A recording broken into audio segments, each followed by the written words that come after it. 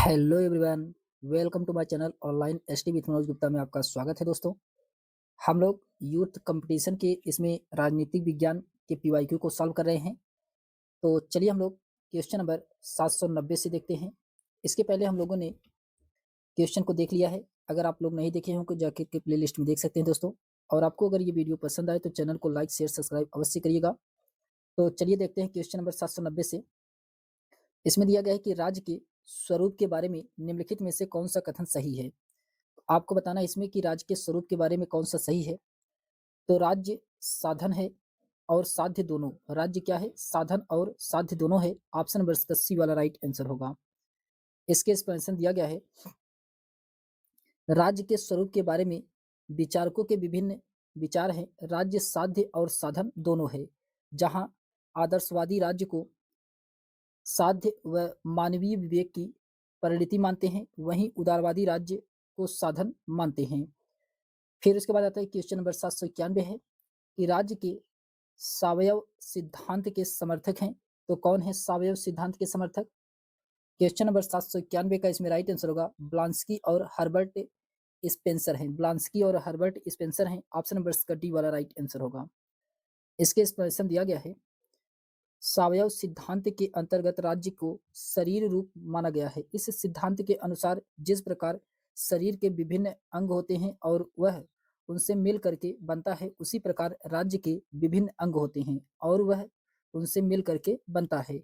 इस विचार के प्रबल समर्थक ब्लांस्की और हर्बर्ट स्पेंसर हैं।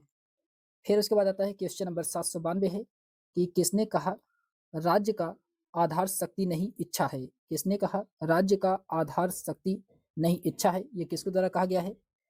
ये कहा गया है टी.एच. ग्रीन के द्वारा। टी.एच. ग्रीन के द्वारा कहा गया है। ऑप्शन नंबर का सी वाला राइट आंसर होगा टी.एच. ग्रीन के द्वारा। इसके एक्सप्लेनेशन दिया गया है कि उदारवादी विचारक राज्य को व्यक्ति के विकास का एक साधन मात्र मानते हैं, जबकि मार्क्सवादी राज्य को शक्ति की उपज मानते हैं। इसके विपरीत ग्रीन ने राज्य की उत्पत्ति का आधार नैतिक इच्छा को माना, न कि शक्ति को माना। ग्रीन के विचारों से ही सकारात्मक उदारवाद की शुरुआत होती है। फिर उसके बाद आता है क्वेश्चन नंबर 793 है कि किसने राज्य का इस प्रकार वर्णन किया कि वह संपूर्ण विज्ञान में साझेदारी है, संपूर्ण कला में साझेदारी है, प्रत्येक सद्गुण और सभी पूर्णता में साझेदारी है। ये किसके द्वारा कहा गया है? 793 का इसमें राइट आंसर होगा। ये कहा गया है एडमंड बर्कर के द्वारा। एडमंड बर्कर के द्वारा कहा गया है। ऑप्शन नंबर का फर्स्ट वाला राइट आंसर होगा एडमंड बर्कर के द्वारा।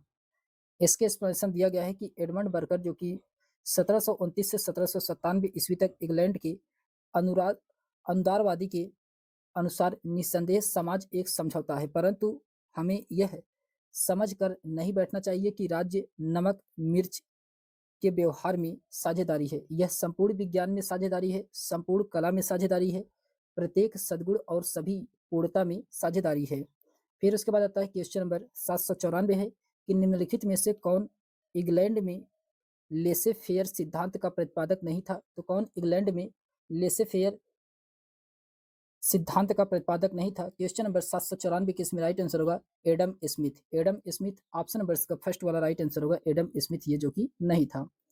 इसके एक्सप्लेनेशन दिया गया है कि लेसेज फेयर का तात्पर्य है अहस्तक्षेप से। इस सिद्धांत के तहत राज्य को व्यक्ति के कार्यों का कम से कम हस्तक्षेप करना चाहिए। लेजेस फेयर एक आर्थिक सिद्धांत है, तो 18वीं शताब्दी में लोकप्रिय हो गया है। यह सिद्धांत एडम स्मिथ ने दिया है। फिर उसके बाद आता है क्वेश्चन नंबर 795 है। क्वेश्चन नंबर 795 में कहा जा रहा है कि लेसेज फेयर का क्या अभिप्राय है? तो लेसेज फेयर का अभिप्राय है कि व्यक्ति को अकेला छोड़ दो। व्यक्ति को अकेला छोड़ दो। ऑप्शन नंबर का सी वाला राइट आंसर होगा व्यक्ति को अकेला छोड़ दो। फिर उसके बाद आता है इसके एक्सप्लेनेशन दिया गया है कि लेसेज फेयर का शाब्दिक अर्थ है व्यक्ति को अकेला छोड़ दो। इस अवधारणा के समर्थक विद्वान राज्य के कार्यों को अत्यंत सीमित रखना चाहते हैं। इनका मानना है कि राज्य की अपनी भूमिका सिर्फ कानून और व्यवस्था को बनाए रखने तक सीमित रखनी चाहिए। फिर उसके बाद आता है क्वेश्चन नंबर 796 है कि राज्य एक संसार है जिससे आत्मा अपने लिए बनाती है। यह कथन किसका है? तो ये कथन क्वेश्चन नंबर 796 का इसमें राइट आंसर होगा। ये कथन हीगल का है। हीगल का है। ऑप्शन नंबर इसका बी वाला राइट आंसर होगा, हीगल का है। फिर उसके बाद आता है, इसके एक्सप्लेनेशन दिया गया है कि जर्मन आदर्शवादी विचारक हीगल ने राज्य को आध्यात्मिक रूप देते हुए उसे आत्मा की अभिव्यक्ति माना है। यही कारण है कि वे कहते हैं कि राज्य एक संसार है जिसे आत्मा ने अपने लिए बनाया है। फिर उसके बाद आता है क्वेश्चन नंबर 797 है कि किसने राज्य को एक संप्रभु भू क्षेत्रीय समूह कहा है? ये किसके द्वारा कहा गया है? ये कहा गया है लासवेल के द्वारा। लासवेल के द्वारा कहा गया है। ऑप्शन नंबर इसका डी वाला राइट आंसर होगा, लासवेल के द्वारा कहा गया है। इसके एक्सप्लेनेशन दिया गया है कि प्रसिद्ध राजनीति शास्त्री लासवेल ने राज्य को एक संप्रभु भू क्षेत्रीय समूह कहा है। लासवेल संप्रभुता के परंपरागत रूप से स्वीकार नहीं करते हैं। लासवेल संप्रभुता को सत्ता के उच्चतम मात्रा के रूप में परिभाषित करता है। लासवेल मानते हैं कि संप्रभुता के साथ साथ अन्य शक्ति की संरचना भी सर्वोच्च हो सकती है। उनकी सर्वोच्चता व्यक्ति विभाजित होती है। इस आधार पर उन्हें एक राज्य को एक संप्रभु भू क्षेत्रीय समूह कहा जाता है। फिर उसके बाद आता है क्वेश्चन नंबर 798 है। क्वेश्चन नंबर 798 में कहा जा रहा है कि सेबाइन के अनुसार यह दार्शनिक कौन था जिसने सर्वप्रथम राज्य को वह अर्थ प्रदान किया जो आधुनिक राजनीतिक व्यवहार में उसके साथ जुड़ गया। तो क्वेश्चन नंबर 798 का इसमें राइट आंसर होगा मैकियावेली। मैकियावेली ऑप्शन नंबर इसका सी वाला राइट आंसर होगा, मैकियावेली। फिर उसके बाद आता है, इसके एक्सप्लेनेशन दिया गया है कि सेबाइन के अनुसार मैकियावेली ने सर्वप्रथम राज्य को वह अर्थ प्रदान किया जो आधुनिक राजनीतिक व्यवहार में उसके साथ जुड़ गया है। उसने राज्य को सभी प्रकार के प्रतिबंधों से मुक्त करते हुए संप्रभुता संपन्न बना दिया है, जो कि वर्तमान में राज्य की प्रमुख विशेषता है। फिर क्वेश्चन नंबर 799 है कि किस राजनीतिक विचारक ने आधुनिक काल में राज्य शब्द का सर्वप्रथम प्रयोग किया है? ये किसके द्वारा किया गया है? क्वेश्चन नंबर 799 की इसमें राइट आंसर होगा मैकियावेली के द्वारा किया गया है। ऑप्शन नंबर सी वाला राइट आंसर होगा, मैकियावेली। फिर उसके बाद आता है, इसके एक्सप्लेनेशन दिया गया है कि मैकियावेली ने आधुनिक काल में राज्य शब्द का सर्वप्रथम प्रयोग मैकियावेली के इस विषय में कहा गया है कि राज्य एक ऐसी संस्था है जो अपने क्षेत्र में सर्वोच्च शक्ति का प्रयोग करती है। फिर क्वेश्चन नंबर 800 है कि राज्य शब्द का प्रयोग सर्वप्रथम किसने किया है? क्वेश्चन नंबर 800 का इसमें राइट आंसर होगा मैकियावेली के द्वारा किया गया है। ऑप्शन नंबर इसका डी वाला राइट आंसर होगा, मैकियावेली। फिर उसके बाद आता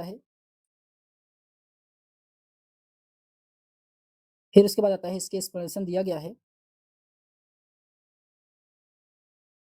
मैकियावेली ने राजनीति को धर्म और नैतिकता के बंधन से मुक्त करके आधुनिक और व्यवहारिक राजनीतिक का सूत्रपात किया है, अतः इसे आधुनिक राजनीतिक का जनक कहा गया है। फिर उसके बाद आता है कि मैकियावेली ही वह प्रथम विचारक है जिसने सर्वप्रथम राज्य शब्द का प्रयोग किया है। फिर उसके बाद क्वेश्चन नंबर 801 है कि राजनीतिक चेतना का अर्थ है। राजनीतिक चेतना का अर्थ क्या है? तो राजनीतिक चेतना का अर्थ है कि राज्य के प्रति प्रेम। राज्य के प्रति प्रेम ऑप्शन नंबर सी वाला राइट आंसर होगा, राज्य के प्रति प्रेम। इसके एक्सप्लेनेशन दिया गया है कि शासन प्रक्रिया में अधिक से अधिक भागीदारी करना या राजनीतिक सहभागिता इत्यादि, यह सब राजनीतिक चेतना के लक्षण है। शाब्दिक अर्थों में देखें तो राजनीतिक चेतना का अर्थ राज्य के प्रति प्रेम या उसके आदर्शों एवं संस्थाओं का आदर करना होता है। फिर उसके बाद आता है क्वेश्चन नंबर 802 है कि राज्य एक निश्चित भूभाग में जनता द्वारा कानून स्थापना के लिए संगठित समूह का नाम है। तो क्वेश्चन नंबर 802 का इसमें राइट आंसर होगा लीकॉक। लीकॉक ऑप्शन नंबर इसका फर्स्ट वाला राइट आंसर होगा, लीकॉक। फिर उसके बाद आता है राज्य एक निश्चित भूभाग में जनता द्वारा कानून स्थापना के लिए संगठित व्यक्तियों का समूह ही राज्य है। फिर उसके बाद आता है उपरोक्त कथन ये किसका है? तो लीकॉक का है। क्वेश्चन नंबर 803 है कि निम्न में किस विद्वान ने समाज को ईंट तथा राज्य को सीमेंट कहा है? ये किस विद्वान के द्वारा कहा गया है? तो 803 का इसमें राइट आंसर होगा, ये कहा गया है आशीर्वादम ने कहा है। ऑप्शन नंबर इसका फर्स्ट वाला राइट आंसर होगा, आशीर्वादम के द्वारा कहा गया है। इसके एक्सप्लेनेशन दिया गया है कि डॉक्टर आशीर्वादम ने समाज को ईंट एवं राज्य को सीमेंट की संज्ञा दी है। फिर क्वेश्चन नंबर 804 है कि निम्नलिखित में से किसका यह विचार है कि राज्य व्यक्ति से पूर्व है? तो राज्य व्यक्ति से पूर्व है, ये किसका विचार है? 804 का इसमें राइट आंसर होगा, ये अरस्तु का है। अरस्तु का है, ऑप्शन नंबर इसका बी वाला राइट आंसर होगा, अरस्तु का है। इसके एक्सप्लेनेशन दिया गया है कि अरस्तु ने राज्य के प्रश्न पर विचार करते हुए कहा है कि राज्य व्यक्ति से पूर्व का संगठन है। ऐसा कहने में अरस्तु का तात्पर्य यह नहीं था कि ऐतिहासिक दृष्टि से राज्य का जन्म पहले हुआ, वरन उसके कहने का अभिप्राय यह था कि मानसिक या मनोवैज्ञानिक दृष्टि से राज्य का जन्म पहले ही हो चुका था।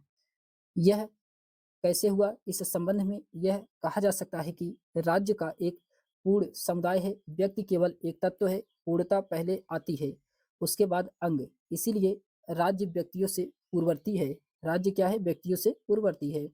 क्वेश्चन नंबर 805 है कि निम्नलिखित में से किसने राज्य को एक निश्चित भूभाग के राजनीतिक दृष्टि से संगठित लोग के रूप में परिभाषित किया है? ये किसने किया है?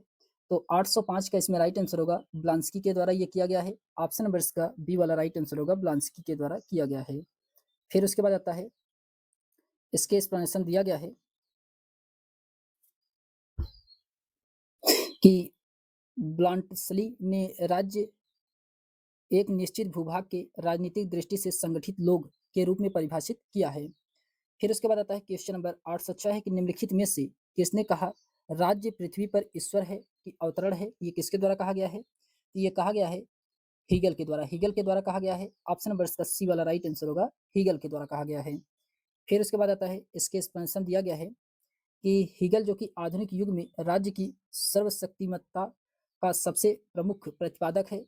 हीगल राज्य को उपासना की श्रेणी में प्रतिस्थापित करते हुए लिखता है कि राज्य पृथ्वी पर परमेश्वर का अवतरण है। यह पृथ्वी पर विद्यमान एक दैवीय विचार है। हीगल राज्य की आज्ञाओं का पालन व्यक्ति का न केवल राजनीतिक वरन नैतिक कर्तव्य मानता है। इस प्रकार आदर्शवादी चिंतन को चरम शिखर तक पहुंचाने तथा राज्य की सर्वोच्चता सत्ता का प्रबलतम रूप में प्रतिपादित करने का श्रेय हीगल को ही प्राप्त है। फिर उसके बाद आता है क्वेश्चन नंबर 807 है। क्वेश्चन नंबर 807 में कहा जा रहा है कि राज्य स्वयं में एक साध्य है, यह विचार किसने व्यक्त किया था? 807 का इसमें राइट आंसर होगा, आदर्शवादियों का है। ऑप्शन नंबर इसका डी वाला राइट आंसर होगा, आदर्शवादियों ने। हीगल, कांट और ग्रीन जैसे उदार आदर्शवादी राज्य को व्यक्ति के नैतिक जीवन का माध्यम मानते हैं। आदर्शवाद की दृष्टि में व्यक्ति ही नैतिक इकाई है और राज्य का अस्तित्व व्यक्ति के नैतिक उत्थान के लिए है। फिर उसके बाद आता है क्वेश्चन नंबर 808 है कि निम्नलिखित में से कौन सा कथन सही है? क्वेश्चन नंबर 808 में तो इसमें कौन सा कथन सही है कि लाक ने सरकार और राज्य में विभेद किया है? ये जो कि क्या है इसमें सही है। ऑप्शन नंबर इसका सी वाला राइट आंसर हो गया, यही इसमें सही है। फिर उसके बाद आता है, इसके एक्सप्लेनेशन दिया गया कि लाक ने दो समझौते की रचना की। एक के द्वारा समाज की स्थापना होती है और दूसरे के द्वारा सरकार की। उसके अनुसार समाज और सरकार पृथक पृथक हैं। सरकार को भंग किया जा सकता है लेकिन समाज को नहीं। फिर उसके बाद क्वेश्चन नंबर 809 है कि किसने राज्य की जगह रिपब्लिक शब्द का प्रमुखता दी है? तो रिपब्लिक शब्द का प्रमुखता किसके द्वारा दिया गया है? क्वेश्चन नंबर 809 का इसमें राइट आंसर क्या होगा? 809 का इसमें राइट आंसर होगा बोंदा। बोंदा ऑप्शन नंबर इसका बी वाला राइट आंसर होगा, बोंदा। बोंदा ने राज्य की जगह रिपब्लिक शब्द का प्रमुखता दी है। फिर उसके बाद क्वेश्चन नंबर 810 है कि किसने कहा एक परस्पर विरोधी वर्गीय समाज में राज्य एक राजनीतिक उपकरण है, एक वर्ग के ऊपर दूसरे के शासन बनाए रखने का एक यंत्र है? ये किसके द्वारा कहा गया है? तो 810 का इसमें राइट आंसर होगा, ये मार्क्स के द्वारा कहा गया है। ऑप्शन नंबर इसका फर्स्ट वाला राइट आंसर होगा, मार्क्स के द्वारा कहा गया है। फिर उसके बाद आता है, इसके एक्सप्लेनेशन दिया गया है। मार्क्स का विश्वास था शोषक वर्ग द्वारा राज्य की स्थापना बहुसंख्यक शोषित वर्ग से स्वयं को सुरक्षित रखने के लिए किया गया है। इतिहास इस बात का साक्षी है कि उत्पादन प्रणाली में जब जब परिवर्तन हुए तब तब सामाजिक वर्ग के संबंधों में भी परिवर्तन आया। मार्क्स के अनुसार राज्य दूसरे के उत्पीड़न के साधन मात्र है, यह शोषण का एक अच्छा उपकरण है, यह शोषण का एक उपकरण है। फिर उसके बाद आता है क्वेश्चन नंबर 811 है कि निम्नलिखित में से कौन सा एक सही नहीं है? आपको बताना है इसमें से कौन सा एक सही नहीं है। तो इसका राइट आंसर होगा राज्य की शक्ति प्रत्याधिकृत एवं व्युत्पन्न है, ये जो कि क्या है इसमें सही नहीं है। ऑप्शन नंबर इसका बी वाला राइट आंसर होगा, यही इसमें क्या है सही नहीं है। इसके एक्सप्लेनेशन दिया गया है कि राज्य की शक्ति मूल एवं प्राथमिक है, परंतु शासन का प्राधिकार प्रदत्त या प्राच्य है। दूसरे शब्दों में यह कहा जाता है कि राज्य का अधिकार संविधान के प्रावधानों द्वारा सीमित कर दिया जाता है।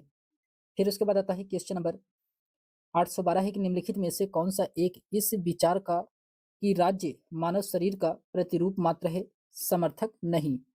तो क्वेश्चन नंबर 812 का इसमें राइट आंसर होगा ब्लांडस्ली। ब्लांडस्ली ऑप्शन नंबर का फर्स्ट वाला राइट आंसर होगा ब्लांडस्ली।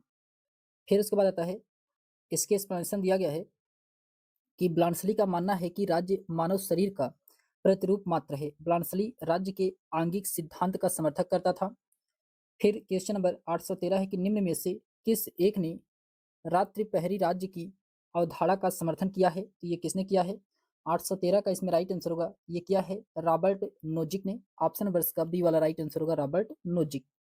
इसके एक्सप्लेनेशन दिया गया है कि रॉबर्ट नोजिक के अनुसार राज्य की भूमिका एक रात्रि के चौकीदारी वाली निगरानी रखने की है।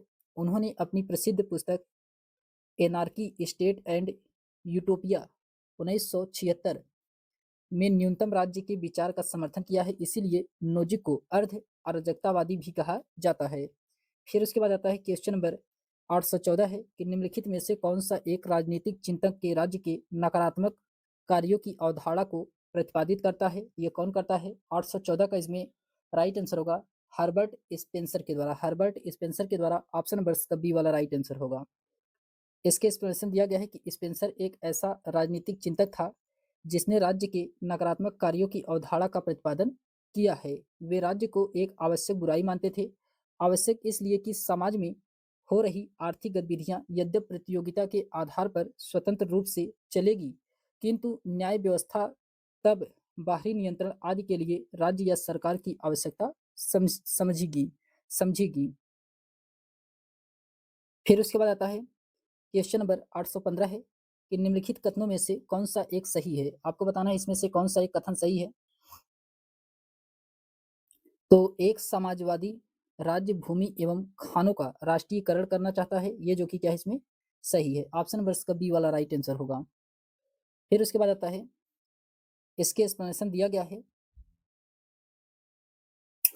कि समाजवाद समदिष्ट प्रधान दर्शन है जो व्यक्ति की अपेक्षा समाज को अधिक महत्व देता है। इसकी दृष्टि में सामाजिक हितों की श्रेष्ठता होती है, अतः यह व्यक्तिक हितों को सामाजिक हितों के अधीन करने का समर्थक है। उत्पादन का उद्देश्य निजी लाभ नहीं सामाजिक उपयोग है। समाजवाद सामाजिक हित और समानता को अपना आदर्श स्वीकार करता है। इसकी दृष्टि में एक समाजवादी राज्य भूमि और खानों का सामाजिक हित के दृष्टिकोण से राष्ट्रीयकरण करना चाहता है।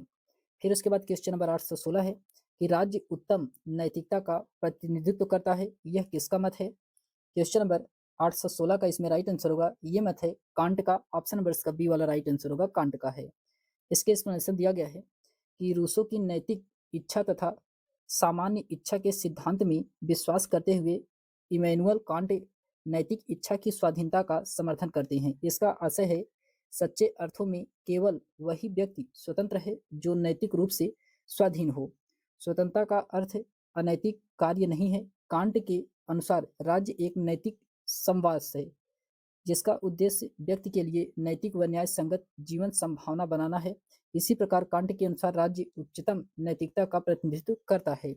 फिर उसके बाद आता है क्वेश्चन नंबर 817 है कि निम्नलिखित में से कौन सा कथन सही नहीं है। आपको बताना इसमें से कौन सा कथन सही नहीं है। तो राज्य की सदस्यता ऐच्छिक है, ये जो कि क्या है इसमें सही नहीं है। राज्य मूर्त तथा सरकार मूर्त है, राज्य अमूर्त सरकार मूर्त है, सही है। समाज राज्य से व्यापक है, ये भी सही है। सरकार राज्य की अभिकर्ता है, ये भी सही है। तो ऑप्शन नंबर इसका डी वाला यही इसमें क्या है सही नहीं है, यही इसका राइट आंसर होगा। फिर उसके बाद आता है, इसके एक्सप्लेनेशन दिया गया है कि राज्य की सदस्यता अनिवार्य है न कि ऐच्छिक और सभी नागरिक इसके सदस्य होते हैं। फिर क्वेश्चन नंबर 818 है कि निम्न में से किस भाषा में शब्द स्टेट्स जिससे शब्द स्टेट्स से उत्पन्न हुआ है प्रथमतः प्रयुक्त हुआ है, ये किस भाषा में प्रयोग किया गया है? ये ट्यूटोनिक। ट्यूटोनिक में ऑप्शन नंबर का सी वाला राइट आंसर होगा, ट्यूटोनिक। इसके एक्सप्लेनेशन दिया गया है कि मैकियावेली ने अपनी पुस्तक प्रिंस में इतालवी शब्द स्टोट स्टेटो का प्रयोग किया है। स्टेटो का प्रयोग किया है जब उसने यह कहा कि जिन शक्तियों का लोगों पर अधिकार था अथवा है, वे राज यानी कि स्टेट हैं। रोमन साम्राज्य के पतन के पश्चात ट्यूटोनिक कबीलों में एक ऐसी संस्था को स्थापित किया गया जिन्हें सर्वप्रथम स्टेट्स शब्द से संबोधित किया गया है, जिसमें से अंग्रेजी शब्द स्टेट उत्पन्न हुआ है। फिर उसके बाद आता है क्वेश्चन नंबर 809 है 819 है। क्वेश्चन नंबर 819 में कहा जा रहा है कि निम्नलिखित में से किस एक शब्द का प्रयोग हॉब्स द्वारा राज्य को इंगित करने के लिए किया गया है। ये कॉमनवेल्थ में ऑप्शन नंबर का फर्स्ट वाला राइट आंसर होगा कॉमनवेल्थ। इसके एक्सप्लेनेशन दिया गया है कि थॉमस हॉब्स ने राज्य शब्द के लिए कॉमनवेल्थ यानी कि समाज, राज्य तथा शासन का सामूहिक नाम के शब्द का प्रयोग किया है। जॉन लॉक ने राज्य शब्द के लिए समुदाय शब्द का प्रयोग किया है तथा जीन बोंदा ने राज्य शब्द के लिए द रिपब्लिक शब्द का प्रयोग किया है। फिर उसके बाद आता है क्वेश्चन नंबर 820 है। क्वेश्चन नंबर 820 में कहा जा रहा है कि जिस राजनीतिक दार्शनिक ने सर्वप्रथम राजनीतिक शास्त्र में आधुनिक राज्य की अवधारणा को प्रस्तुत किया है वह क्या है। तो वो है मैकियावेली ने। मैकियावेली ने ऑप्शन नंबर का सी वाला राइट आंसर होगा मैकियावेली। इसके एक्सप्लेनेशन दिया गया है कि सर्वप्रथम राजनीतिक शास्त्र में आधुनिक राज्य की अवधारणा मैकियावेली ने प्रस्तुत किया था। मैकियावेली ने इटालियन भाषा के शब्द स्टेटो का प्रयोग किया है, जिसमें अंग्रेजी भाषा का शब्द स्टेट्स बना। मैकियावेली को आधुनिक राजनीति का जनक भी कहा जाता है। फिर क्वेश्चन नंबर 821 है कि निम्नलिखित में से कौन सा राज्य नहीं है। निम्नलिखित में से कौन सा राज्य नहीं है। तो न्यूयॉर्क ये जो कि राज्य नहीं है, न्यूयॉर्क ऑप्शन नंबर इसका डी वाला राइट आंसर होगा, न्यूयॉर्क ये राज्य नहीं है। इसके एक्सप्लेनेशन दिया गया है कि राज्य के 4 आवश्यक तत्व होते हैं: जनसंख्या, निश्चित प्रदेश, सरकार, संप्रभुता।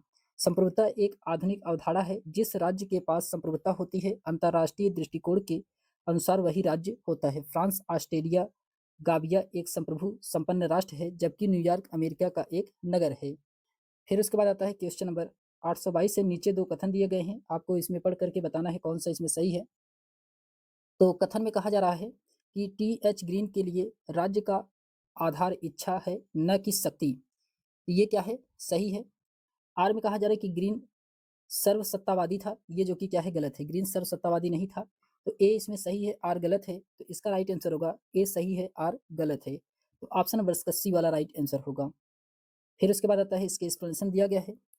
टी.एच. ग्रीन के अनुसार राज्य का वास्तविक आधार शक्ति न होकर के इच्छा है। अधिकारों की रक्षा के लिए राज्य का प्रादुर्भाव होता है। साधारणतः व्यक्ति अपने अधिकारों के समान ही दूसरे व्यक्तियों के अधिकारों का भी आदर करता है, परंतु कभी-कभी क्रोध, घृणा या स्वार्थ के वशीभूत होकर वह दूसरों के अधिकारों की अपेक्षा भी करने लगता है। किंतु सबकी यह सार्वजनिक इच्छा होती है कि सभी परिस्थितियों में भी सभी के अधिकारों की रक्षा करने वाली कोई संस्था होनी चाहिए। इसी सामान्य इच्छा के फलस्वरूप राज्य की सृष्टि होती है। कभी-कभी राज्य हमारे विरुद्ध बल का प्रयोग करता है, पर हमारी सबकी इच्छा से ही वैसा करता है, क्योंकि इसी कार्य के लिए हमने उसकी स्थापना की है। अतः टी.एच. ग्रीन सर्वसत्तावादी का समर्थक नहीं करता है। फिर उसके बाद आता है क्वेश्चन नंबर 823 है कि निम्नलिखित विद्वानों में से किसने इस बात पर बल दिया है कि राज्य के तत्वों में राजनीतिक आज्ञा पालन के लिए लोगों की सामान्य समाहित को भी ध्यान दिया जाना चाहिए। तो क्वेश्चन नंबर 823 का इसमें राइट आंसर होगा W W Willoughby option number इसका फर्स्ट वाला राइट आंसर होगा। इसके एक्सप्लेनेशन दिया गया है कि डब्ल्यू विलोबी के अनुसार राज्य के तत्वों में क्रियात्मक आज्ञा पालन के लिए लोगों की सामान्य समाहित को भी स्थान दिया जाना चाहिए। फिर उसके बाद आता है क्वेश्चन नंबर 824 है कि राज्य रात्रि प्रहरी के समान कार्य करता है, जिसकी सेवाओं को आवश्यकता जब व्यवस्थित अस्तित्व खतरे में हो तब पड़ती है। राज्य की भूमिका संबंधित यह धारणा परिपुष्ट करती है ये व्यक्तिवाद को ऑप्शन नंबर इसका बी वाला राइट आंसर होगा, व्यक्तिवाद को। इसके एक्सप्लेनेशन दिया गया है कि व्यक्तिवाद के अनुसार राज्य का कार्य क्षेत्र निषेधात्मक या सुरक्षात्मक कार्यों तक ही सीमित रहना चाहिए। इस सिद्धांत के अनुसार राज्य एक पुलिसमैन की भांति है और इसका कार्य हत्या एवं डकैती को रोकना तथा समझौते को लागू करने की अतिरिक्त और कुछ नहीं है। फिर उसके बाद आता है क्वेश्चन नंबर 825 है कि निम्नलिखित परिप्रेक्ष्य पर विचार कीजिए। मात्र वे कार्य जिन्हें इसे यानी कि राज्य को करना चाहिए अथवा करने से मना करना चाहिए, वे हैं जिन्हें किया जाए अथवा न किया जाए, तो ये भी उद्देश्य से समाज के नैतिक साध्य हेतु आवश्यक हैं। राज्य दायित्व के सिद्धांत पर टी.एच. ग्रीन के व्याख्यान। इस परिप्रेक्ष्य में टी.एच. ग्रीन का मत क्या है? तो टी.एच. ग्रीन का मत क्या है इसमें? तो इसमें टी.एच. ग्रीन का मत है कि राज्य को मात्र वे कार्य करने चाहिए जो समाज के जीवन के लिए अपरिहार्य हो। ऑप्शन नंबर इसका सी वाला राइट आंसर होगा। फिर उसके बाद आता है इसके एक्सप्लेनेशन दिया गया है। इसके एक्सप्लेनेशन दिया गया है कि टी.एच. ग्रीन के अनुसार राज्य को मात्र वे कार्य करने चाहिए जो समाज के अच्छे जीवन के लिए अपरिहार्य है। ग्रीन विश्वास करता है कि राज्य का उद्देश्य व्यक्ति का नैतिक विकास है, अतः उसके कार्य इसी से उद्देश्य से प्रेरित होने चाहिए। ग्रीन के अनुसार राज्य का कार्य मनुष्य का नैतिक उत्थान करके उसे शुभ जीवन को व्यतीत कर सकने योग्य बनाता है, अतः राज्य वे ही कार्य करने चाहिए जो इस उद्देश्य की पूर्ति में सहायक होता है। फिर उसके बाद आता है क्वेश्चन नंबर 826 है। क्वेश्चन नंबर 826 में कहा जाए कि समाजवादी राज्य पर बल देता है, ये आर्थिक सुधार पर। ऑप्शन नंबर इसका बी वाला राइट आंसर होगा, आर्थिक सुधार पर। फिर उसके बाद आता है इसके एक्सप्लेनेशन दिया गया है। इसके एक्सप्लेनेशन दिया गया है कि समाजवादी राज्य आर्थिक सुधार पर बल देता है। समाजवादी व्यक्तियों की अपेक्षा राज्य के कार्य क्षेत्र को अधिक व्यापक और विस्तृत करना चाहते हैं। समाजवादियों के अनुसार राज्य को न केवल पुलिस, फौज और न्यायालय की व्यवस्था करनी चाहिए, बल्कि संपत्ति के उत्पादन और वितरण के साधनों पर व्यक्तिगत अधिकारों को हटाकर अपना प्रभुत्व स्थापित कर लेना चाहिए। फिर उसके बाद आता है क्वेश्चन नंबर 827 है कि किसने इस बात पर बल दिया है कि राज्य सर्वोच्च नैतिकता का प्रतिनिधित्व करता है? ये किसने कहा है? ये कहा है कांट के द्वारा। कांट के द्वारा कहा गया है। ऑप्शन नंबर इसका बी वाला राइट आंसर होगा, कांट। फिर उसके बाद आता है इसके एक्सप्लेनेशन दिया गया है कि जर्मनी के मैनुअल कांट को आधुनिक आदर्शवाद का पिता माना जाता है। उनकी मान्यता है कि राज्य सर्वशक्तिमान, त्रुटिहीन तथा सार रूप में ईश्वरीय संघ ही है। सारी सत्ता ईश्वर की होती है, उसकी सत्ता का आज्ञा पालन करना पवित्र कर्तव्य है, चाहे उसकी सत्ता वैध हो तथा यह किसी अपरहता के पास हो। अतः उसने इस बात पर बल दिया है कि राज्य के सर्वोच्च नैतिकता का प्रतिनिधित्व करता है। फिर उसके बाद आता है क्वेश्चन नंबर 828 है कि कौन इस बात का पोषण करता है कि राज्य सर्वोच्च नैतिकता का प्रतिनिधित्व करता है? तो कौन करता है? ये करते हैं कांट। कांट ऑप्शन नंबर इसका फर्स्ट वाला राइट आंसर होगा, कांट के द्वारा किया जाता है। इसके एक्सप्लेनेशन दिया गया है। कांट के अनुसार राज्य सर्वोच्च नैतिकता का प्रतिनिधित्व करता है। प्रत्येक मनुष्य केवल मनुष्य होने के नाते अपने आप के साध्य है, वह किसी भी अन्य साध्य का साधन नहीं हो सकता है। प्रत्येक मनुष्य को इस दृष्टि से देखने की सद इच्छा एक निरपेक्ष आदेश है, अर्थात यह ऐसा नियम है जिसके साथ कोई शर्त नहीं जोड़ा जा सकता है। सर अर्नेस्ट बर्कर ने इस नियम को मानव स्वतंत्रता का आधारभूत सिद्धांत स्वीकार किया है कि कांट ने उदारवाद का आदर्शवादी संशोधन प्रस्तुत किया है। फिर उसके बाद क्वेश्चन नंबर 829 है कि मानव समाज राज्य के माध्यम से संबंधित व्यक्तियों का बालू का ढेर नहीं बल्कि समूहों का ऊर्ध्वगामी पद सोपान है। ये किसका है? क्वेश्चन नंबर 829 का इसमें राइट आंसर होगा, ये है फिगिस का। फिगिस का है। ऑप्शन नंबर इसका फर्स्ट वाला राइट आंसर होगा, फिगिस का है। इसके एक्सप्लेनेशन दिया गया है। जे.एन. फिगिस ने बहुलवाद को चर्चा के संदर्भ में लागू किया, जिसका विशेष व्यक्तित्व है। उसने यह विचार प्रस्तुत किया कि चर्चा के समूह व्यक्तित्व का अस्तित्व राज्य की कृपा के कारण नहीं है, क्योंकि चर्च के पास व्यक्ति की तरह आत्म विकास की शक्ति होती है। इसमें राज्य को यह स्वीकार करना चाहिए। उसने कहा कि मानव समाज व्यक्तियों का ढेर नहीं है जो केवल राज्य के माध्यम से एक दूसरे से जुड़े हों, बल्कि यह समूहों की सोपानिक व्यवस्था है। फिर उसके बाद आता है क्वेश्चन नंबर 830 है कि सूची फर्स्ट को सूची सेकंड से आपको इसमें सम्मिलित कराना है। क्वेश्चन नंबर 830 में इसमें सूची फर्स्ट को सूची सेकंड से सम्मिलित कराना है। इसमें दिया गया है, इसमें सूची फर्स्ट और सूची सेकंड में दिया गया है कि लॉक का क्या है? तो लॉक का है राज्य लोगों की इच्छा पर आधारित है लॉक का। फिर प्लेटो, प्लेटो का है कि राज्य मानव के विवेक का साकार रूप है, तो चौथा सही है। अरस्तु, अरस्तु का तो अरस्तु का इसमें राज्य नैतिकरण की एक इकाई है, तो पहला सही है। दुग्वी, दुग्वी का क्या है, तो दुग्वी का है कि राज्य विधि के सृजन हेतु एक इकाई है, तो तीसरा सही है। तो ए का इसमें दूसरा है, बी का चौथा है, सी का पहला और डी का इसमें तीसरा वाला सही है। तो इसका राइट आंसर होगा ऑप्शन नंबर इसका सी वाला राइट आंसर होगा। ऑप्शन नंबर इसका सी वाला राइट आंसर होगा। फिर उसके बाद आता है इसके एक्सप्लेनेशन दिया गया है। इसके एक्सप्लेनेशन में कहा जा रहा है कि राज्य लोगों की सहमति यानी कि इच्छा पर आधारित है, ये जॉन लॉक का है। राज्य मानव विवेक का साकार रूप है, ये जो कि प्लेटो का है। फिर राज्य नैतिकरण की एक इकाई है, अरस्तु का है। राज्य विधि के सृजन हेतु एक इकाई है, ये डुग्वी का है। फिर उसके बाद आता है क्वेश्चन नंबर 831 है कि सेबाइन के अनुसार वह दार्शनिक कौन है जिसने सर्वप्रथम राज्य को वह अर्थ प्रदान किया जो आधुनिक राजनीतिक व्यवहार में उसके साथ जुड़ गया है।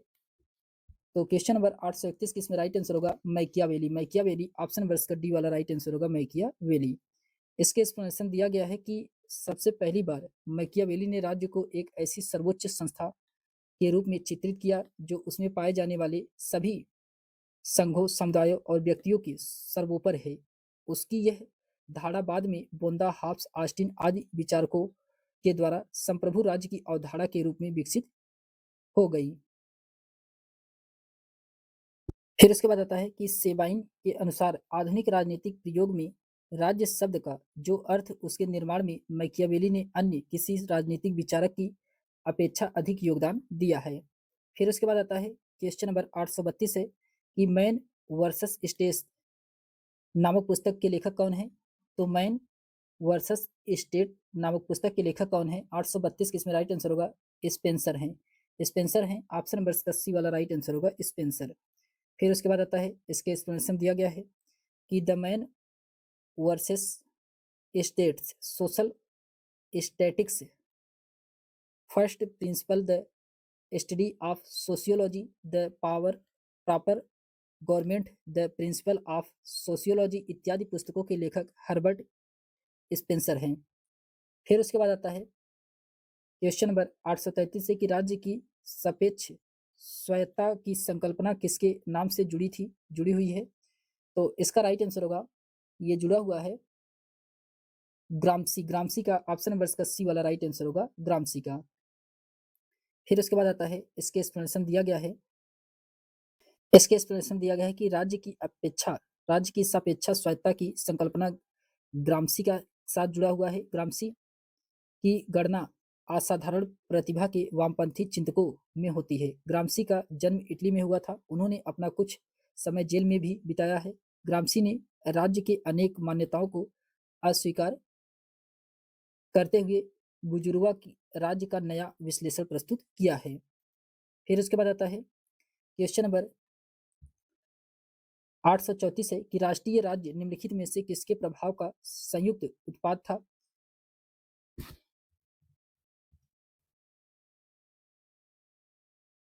तो इसका राइट आंसर क्या होगा। इसका राइट आंसर होगा कि पुनर्जागरण, वाणिज्यिक क्रांति तथा धर्म सुधार आंदोलन। ऑप्शन नंबर इसका सी वाला राइट आंसर होगा। फिर उसके बाद आता है इसके एक्सप्लेनेशन दिया गया है इसके एक्सप्लेनेशन में कहा जा रहा है कि राष्ट्रीय राज्य पुनर्जागरण, वाणिज्यिक क्रांति तथा धर्म सुधार आंदोलन के प्रभाव का संयुक्त उत्पाद था।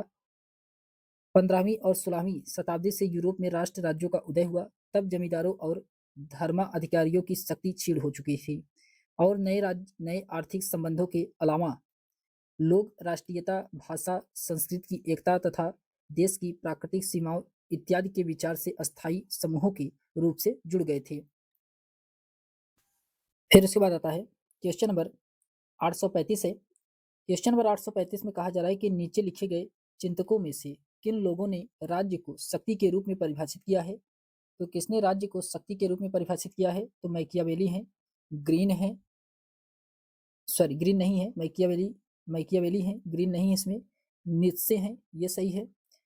कैटलीन ये भी है। तो इसमें पहला, तीसरा, चौथा सही है। तो ऑप्शन नंबर इसका डी वाला राइट आंसर होगा। पहला, तीसरा, चौथा इसमें सही है।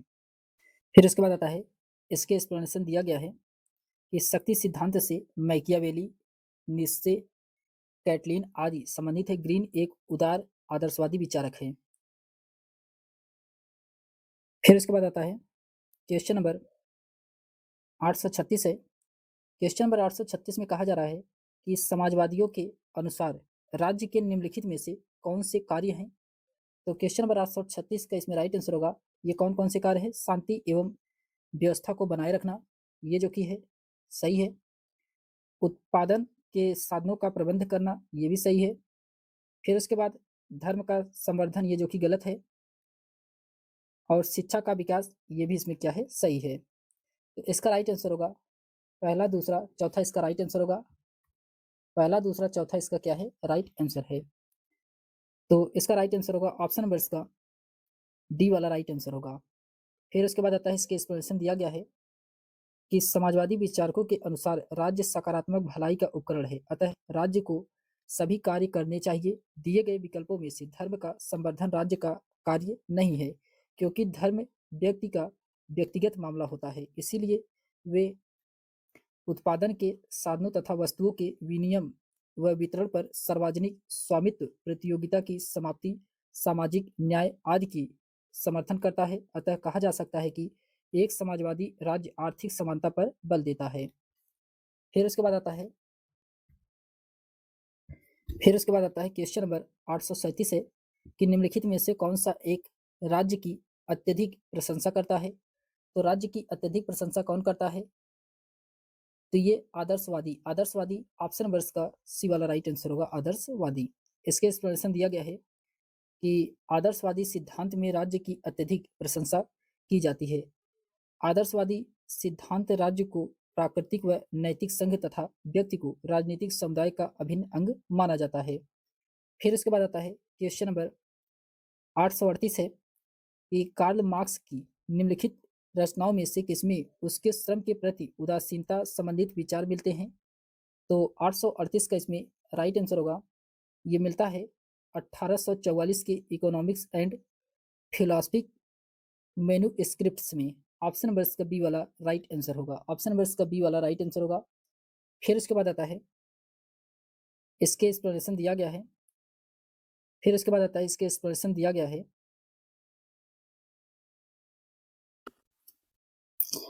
इसमें दिया गया है कि कार्ल मार्क्स की रचना 1844 में इकोनॉमिक एंड फिलॉसफिक मैन्युस्क्रिप्ट्स में श्रम के प्रति उदासीनता संबंधित विचार मिलते हैं।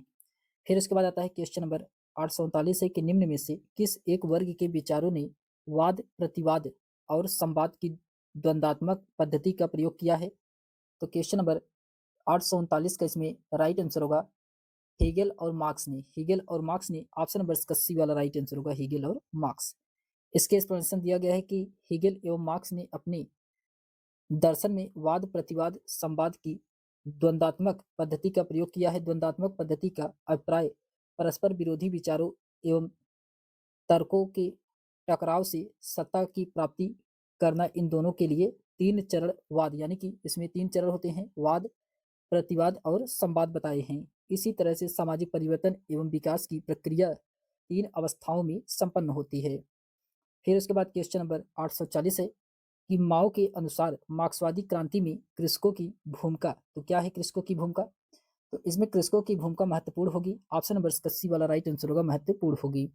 इसके एक्सप्लेनेशन दिया गया है कि माओ ने चीन की क्रांति में यह माना कि कृषकों की भूमिका महत्वपूर्ण होगी।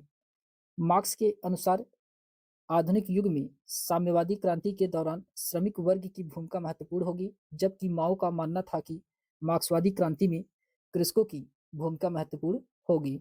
फिर उसके बाद आता है क्वेश्चन नंबर 841 है कि शक्ति नहीं बल्कि सदिच्छा राज्य का आधार है, यह वाक्य किस विचार का प्रतिनिधित्व करता है? क्वेश्चन नंबर 841 के इसमें राइट आंसर होगा आदर्शवादी में ऑप्शन नंबर का फर्स्ट वाला राइट आंसर होगा, आदर्शवादी में। इसके एक्सप्लेनेशन दिया गया है कि टी.एच. ग्रीन जैसे आदर्शवादी मानते हैं कि कोई भी कानून मनुष्य को नैतिक नहीं बना सकता है, क्योंकि नैतिकता ऐसी प्रेरणा पर आश्रित होती है जिसकी स्वतंत्र रूप से इच्छा की गई हो। अतः ग्रीन ने कहा है कि राज्य का आधार इच्छा है, बल प्रयोग नहीं। आगे कहते हैं कि समुदाय की सुदृढ़ता का कोई कारण नहीं, बाह्य व्यवस्था नहीं है, बल्कि यह सामान्य हित की चेतना के कारण एकता के सूत्र में बंधा रहता है। फिर उसके बाद आता है क्वेश्चन नंबर 842 है कि राज्य के लुप्त हो जाने का विचार संबंधित है। ये किससे संबंधित है? ये संबंधित है साम्यवाद से। ऑप्शन नंबर इसका सी वाला राइट आंसर होगा, साम्यवाद से। इसके एक्सप्लेनेशन दिया गया है कि मार्क्सवाद के अनुसार साम्यवाद की अंतिम अवस्था साम्यवाद में वर्ग नहीं होंगे एवं राज्य नहीं होगा तथा इस कारण द्वंद्ववाद का नियम लागू होने से रुक जाएगा। इस अवस्था में प्रत्येक अपनी क्षमता के अनुसार कार्य करेंगे और अपनी आवश्यकताओं के अनुसार प्राप्त करेंगे। फिर उसके बाद आता है क्वेश्चन नंबर 843 है कि पूंजीवाद के सागर के बीच का समाजवादी द्वीप सारे संसार के सर्वहारा वर्ग के क्रांतिकारी आंदोलन के लिए एक प्रकाश पुंज का कार्य करेगा। यह कथन किसका है? तो 843 का इसमें राइट आंसर होगा, यह कथन लेनिन का है। लेनिन का है, ऑप्शन नंबर इसका सी वाला राइट आंसर होगा, लेनिन का है। फिर उसके बाद आता है इसके एक्सप्लेनेशन दिया गया है। इसके एक्सप्लेनेशन में कहा जा रहा है कि उपरोक्त जो कथन था वह लेनिन का है। सोवियत समाजवादी व्यवस्था स्थापित करने के पश्चात लेनिन इसे केंद्र बना करके पूरे विश्व में सर्वहारा वर्ग के क्रांतिकारी आंदोलन को फैलाना चाहता था। फिर उसके बाद आता है क्वेश्चन नंबर 844 है कि समाजवादी राज्य को निम्न में से किस रूप में समझती है? ये किस रूप में समझती है? तो 844 की इसमें राइट आंसर होगा, राज्य एक अच्छी संस्था है। राज्य एक अच्छी संस्था है, ऑप्शन नंबर इसका डी वाला राइट आंसर होगा। इसके एक्सप्लेनेशन दिया गया कि समाजवादी राज्य को एक अच्छी संस्था के रूप में स्वीकार करते हैं। मार्क्सवाद के पश्चात जितनी समाजवादी विचारधाराएं अस्तित्व में आई हैं, वे सभी सामाजिक आर्थिक पुनर्निर्माण में राज्य की भूमिका को आवश्यक मानती हैं। यहाँ तक कि मार्क्स ने भी साम्यवादी व्यवस्था के पूर्व एक संक्रमणकालीन व्यवस्था समाजवाद में विश्वास करते हुए राज्य की भूमिका को स्पष्ट किया है। फिर उसके बाद आता है क्वेश्चन नंबर 845 है कि श्रमिकों की तानाशाही के सिद्धांत को किसने सुपरिष्कृत किया है? ये किसके द्वारा किया गया है? ये किया गया है लेनिन ने स्टेट एंड रेवोल्यूशन में किया है। लेनिन ने स्टेट एंड रेवोल्यूशन में, ऑप्शन नंबर इसका डी वाला राइट आंसर होगा। फिर उसके बाद आता है इसके एक्सप्लेनेशन दिया गया है व्लादिमीर इलियच लेनिन, जो कि ये 1870 से 1924 ईस्वी रूस की वोल्शेविक क्रांति के कर्णधार के रूप में प्रसिद्ध है। इसने अपनी पुस्तक स्टेट एंड रेवोल्यूशन में श्रमिकों की तानाशाही को सुपरिष्कृत किया है। लेनिन ने इसी पुस्तक में समाजवादी और साम्यवादी व्यवस्थाओं में अंतर किया है। फिर उसके बाद आता है क्वेश्चन नंबर 846 है कि मार्क्सवाद स्थापित करना चाहता है। तो मार्क्सवाद क्या स्थापित करना चाहता है? ये स्थापित करना चाहता है न्याय संगत समाज को, उत्पादन एवं वितरण पर आधारित समाज को, शोषण विहीन वर्ग विहीन समाज को, ऑप्शन नंबर इसका डी वाला राइट आंसर होगा उपरोक्त में से सभी को। फिर उसके बाद आता है इसके एक्सप्लेनेशन दिया गया है कि मार्क्सवाद न्याय संगत समाज, उत्पादन और वितरण पर आधारित समाज व शोषण विहीन वर्ग विहीन समाज स्थापित करना चाहता है। मार्क्सवाद, जिसे वैज्ञानिक समाजवाद भी कहा जाता है, की स्थापना कार्ल मार्क्स, जो कि 1818 से 1883 और फ्रेडरिक एंजेल्स ने 1820 और 1895 में किया था। फिर उसके बाद आता है क्वेश्चन नंबर 847 है कि कार्ल मार्क्स ने किस विचार का प्रतिपादन नहीं किया है? तो कार्ल मार्क्स ने किस विचार का प्रतिपादन नहीं किया है? क्वेश्चन नंबर 847 का इसमें राइट आंसर होगा कि साम्राज्यवाद पूंजीवाद का उच्चतम चरण, ये जो कि इसका प्रतिपादन नहीं किया है। ऑप्शन नंबर इसका सी वाला राइट आंसर होगा। फिर उसके बाद आता है इसके एक्सप्लेनेशन दिया गया है कि साम्राज्यवाद पूंजीवाद का उच्चतम चरण है। इसका प्रतिपादन लेनिन पुस्तक imperialism the highest state of capitalism 1916 में किया है। फिर उसके बाद क्वेश्चन नंबर 848 है कि राज्यहीन वर्गहीन समाज पर किस विचारक का विश्वास था? ये किस विचारक का विश्वास है? क्वेश्चन नंबर 848 का इसमें राइट आंसर होगा मार्क्स का है। किसका है? मार्क्स का है। ऑप्शन नंबर सी वाला राइट आंसर होगा मार्क्स का है। इसके एक्सप्लेनेशन दिया गया है कि वर्गहीन एवं राज्यहीन समाज की अवधारणा मार्क्स ने प्रस्तुत की है। मार्क्स का उद्देश्य था कि पूंजीवाद की जगह समाजवाद की स्थापना करना, जिसमें प्रत्येक को अपने कार्य के अनुसार की जगह प्रत्येक को अपनी आवश्यकता के अनुसार परिश्रम मिलेगा। इस समाज के अंतर्गत सत्ता तो रहेगी परंतु शक्ति विलुप्त हो जाएगी। इसमें प्रशासन तो रहेगा परंतु राज्य लुप्त हो जाएगा। फिर उसके बाद आता है क्वेश्चन नंबर 849 है कि यह उक्त के राज्य के आर्थिक आधार पर एक राजनीतिक अधिरचना है, निम्नलिखित में से किससे संबंधित है? ये किससे संबंधित है? तो 849 का इसमें राइट आंसर होगा मार्क्सवादी सिद्धांत का। ऑप्शन नंबर इसका डी वाला राइट आंसर होगा मार्क्सवादी सिद्धांत का। इसके एक्सप्लेनेशन दिया गया है कि क्लासिक मार्क्सवादी सिद्धांत के अंतर्गत सामाजिक जीवन के दो स्तरों को पहचाना जाता है, आधार और अधिरचना। समाज के आर्थिक जीवन या उत्पादन प्रणाली को उनका आधार माना जाता है और नैतिक आदर्शों, विचारों, धर्म और राजनीतिक इत्यादि को अधिरचना की श्रेणी में रखा जाता है। फिर उसके बाद आता है क्वेश्चन नंबर 850 है कि किसने कहा कि भौतिक जीवन में उत्पादन की पद्धति जीवन की सामाजिक, राजनीतिक तथा आध्यात्मिक प्रक्रिया के सामान्य चित्र का निर्धारण करती है? ये किसने कहा है? तो 850 का इसमें राइट आंसर होगा कार्ल मार्क्स के द्वारा कहा गया है। ऑप्शन नंबर इसका फर्स्ट वाला राइट आंसर होगा कार्ल मार्क्स के द्वारा। इसके एक्सप्लेनेशन दिया गया है कि मार्क्स का कहना है कि उत्पादन की शैली तथा अस्तित्व के भौतिक साधनों पर ही सामाजिक, राजनीतिक और बौद्धिक जीवन की संपूर्ण प्रक्रिया निर्भर है। नई आवश्यकताओं के दबाव के कारण उत्पादन के ये साधन परिवर्तन होते रहते हैं तथा उसी के साथ समाज में भी परिवर्तन होता है। फिर उसके बाद आता है क्वेश्चन नंबर 851 है कि समाजवादी विचारक प्राकृतिक संसाधनों के राष्ट्रीयकरण का समर्थन करते हैं ताकि उनका यानी कि प्राकृतिक संसाधनों का पूर्ण सदुपयोग सुनिश्चित किया जा सके। ऑप्शन नंबर इसका डी वाला राइट आंसर होगा। फिर उसके बाद आता है इसके एक्सप्लेनेशन दिया गया है कि समाजवाद उत्पादन के साधनों के व्यक्तित्व स्वामित्व को नष्ट करना चाहता है। समाजवादी इस बात पर अधिक बल देते हैं कि उत्पादन के समस्त साधनों पर राज्य का स्वामित्व होना चाहिए क्योंकि इसका लाभ समाज के सभी व्यक्तियों को प्राप्त होगा। पूंजीवादी प्रणाली में प्राकृतिक संसाधनों का लाभ केवल पूंजीपति वर्ग को ही प्राप्त होता है। फिर उसके बाद आता है क्वेश्चन नंबर 852 है कि क्वेश्चन नंबर 852 में कहा जा रहा है कि राज्य की उत्पत्ति का सामाजिक संविदा सिद्धांत जिस सिद्धांत का खंडन करने के लिए विकसित हुआ है वह कौन था? क्वेश्चन नंबर 852 का इसमें राइट आंसर होगा दैवी उत्पत्ति का सिद्धांत। ऑप्शन नंबर इसका फर्स्ट वाला राइट आंसर होगा दैवी उत्पत्ति का सिद्धांत। इसके एक्सप्लेनेशन दिया गया है कि सामाजिक संविदा सिद्धांत के अनुसार राज्य दैवीय उत्पत्ति का परिणाम नहीं है बल्कि राज्य मनुष्य द्वारा बनाया गया है। हॉब्स, लॉक और रूसो इस सिद्धांत के प्रमुख समर्थक हैं। 17वीं और 18वीं शताब्दी में जब यह सिद्धांत प्रस्तुत किया गया तब इसका एक व्यवहारिक उद्देश्य था। राज्य की दैवी उत्पत्ति के सिद्धांत का खंडन सामाजिक समझौते के सिद्धांत ने शासक के दैवी अधिकार को चुनौती देते हुए यह मान्यता प्रस्तुत की कि शासक की सत्ता का ही सही आधार शासितों की समाहित है। फिर उसके बाद क्वेश्चन नंबर 853 है कि मार्क्सवादियों के अनुसार राज्य की उत्पत्ति में किस कारक ने सबसे महत्वपूर्ण और निर्णयकारी भूमिका अदा की है? ये किसने किया है? तो 853 का इसमें राइट आंसर होगा संपत्ति। संपत्ति का ऑप्शन नंबर इसका बी वाला राइट आंसर होगा संपत्ति। इसके एक्सप्लेनेशन दिया गया है कि सामाजिक विकास के किसी भी चरण में सामाजिक संगठन का स्वरूप उस समय की उत्पादन प्रणाली पर आश्रित होता है।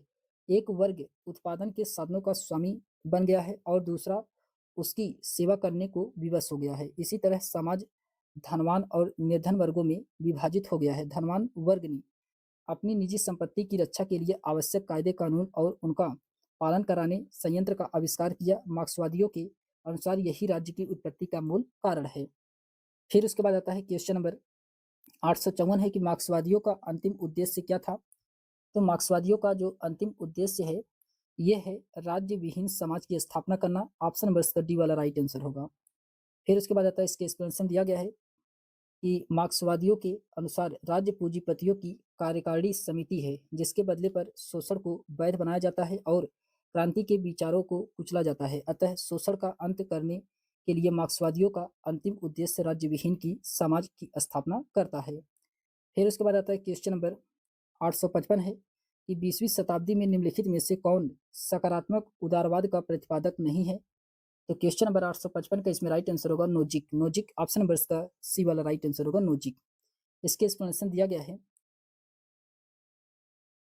कि रॉबर्ट नोजिक 20वीं शताब्दी के प्रसिद्ध नकारात्मक उदारवाद विचारक हैं। इनके अतिरिक्त फ्रीडमैन और शुम्पीटर भी नकारात्मक उदारवाद के समर्थक हैं। इस विचार की मान्यता है कि राज्य की भूमि न्यूनतम हो, अर्थात रात्रि प्रहरी राज्य यानी कि नाइट वॉचमैन स्टेट हो। फिर उसके बाद आता है क्वेश्चन नंबर 856 है। क्वेश्चन नंबर 856 है, इसमें कहा जा रहा है कि समाजवाद का विशिष्ट घटक है। समाजवाद का विशिष्ट घटक क्या है? तो उत्पादन के साधनों पर समाज का स्वामित्व। ऑप्शन नंबर इसका सी वाला राइट आंसर होगा। फिर उसके बाद आता है, इसके एक्सप्लेनेशन दिया गया है। समाजवादी सिद्धांत राज्य को भलाई का उपकरण मानता है तथा समाज के धनी वर्ग व निर्धन वर्गों के बीच की खाई को यथासंभव कम करने का सारा बल देता है। यह सिद्धांत उत्पादन के साधनों तथा वस्तुओं के विनिमय व वितरण पर सार्वजनिक स्वामित्व, प्रतियोगिता की समाप्ति, सामाजिक न्याय आदि के विषय में समर्थन करता है। फिर उसके बाद आता है क्वेश्चन नंबर 857 है कि इनमें से कौन सा एक सिद्धांत मार्क्सवाद का अंग नहीं है? तो 857 का इसमें राइट आंसर होगा कल्याणकारी राज्य। कल्याणकारी राज्य ऑप्शन नंबर इसका बी वाला राइट आंसर होगा। इसके एक्सप्लेनेशन दिया गया है।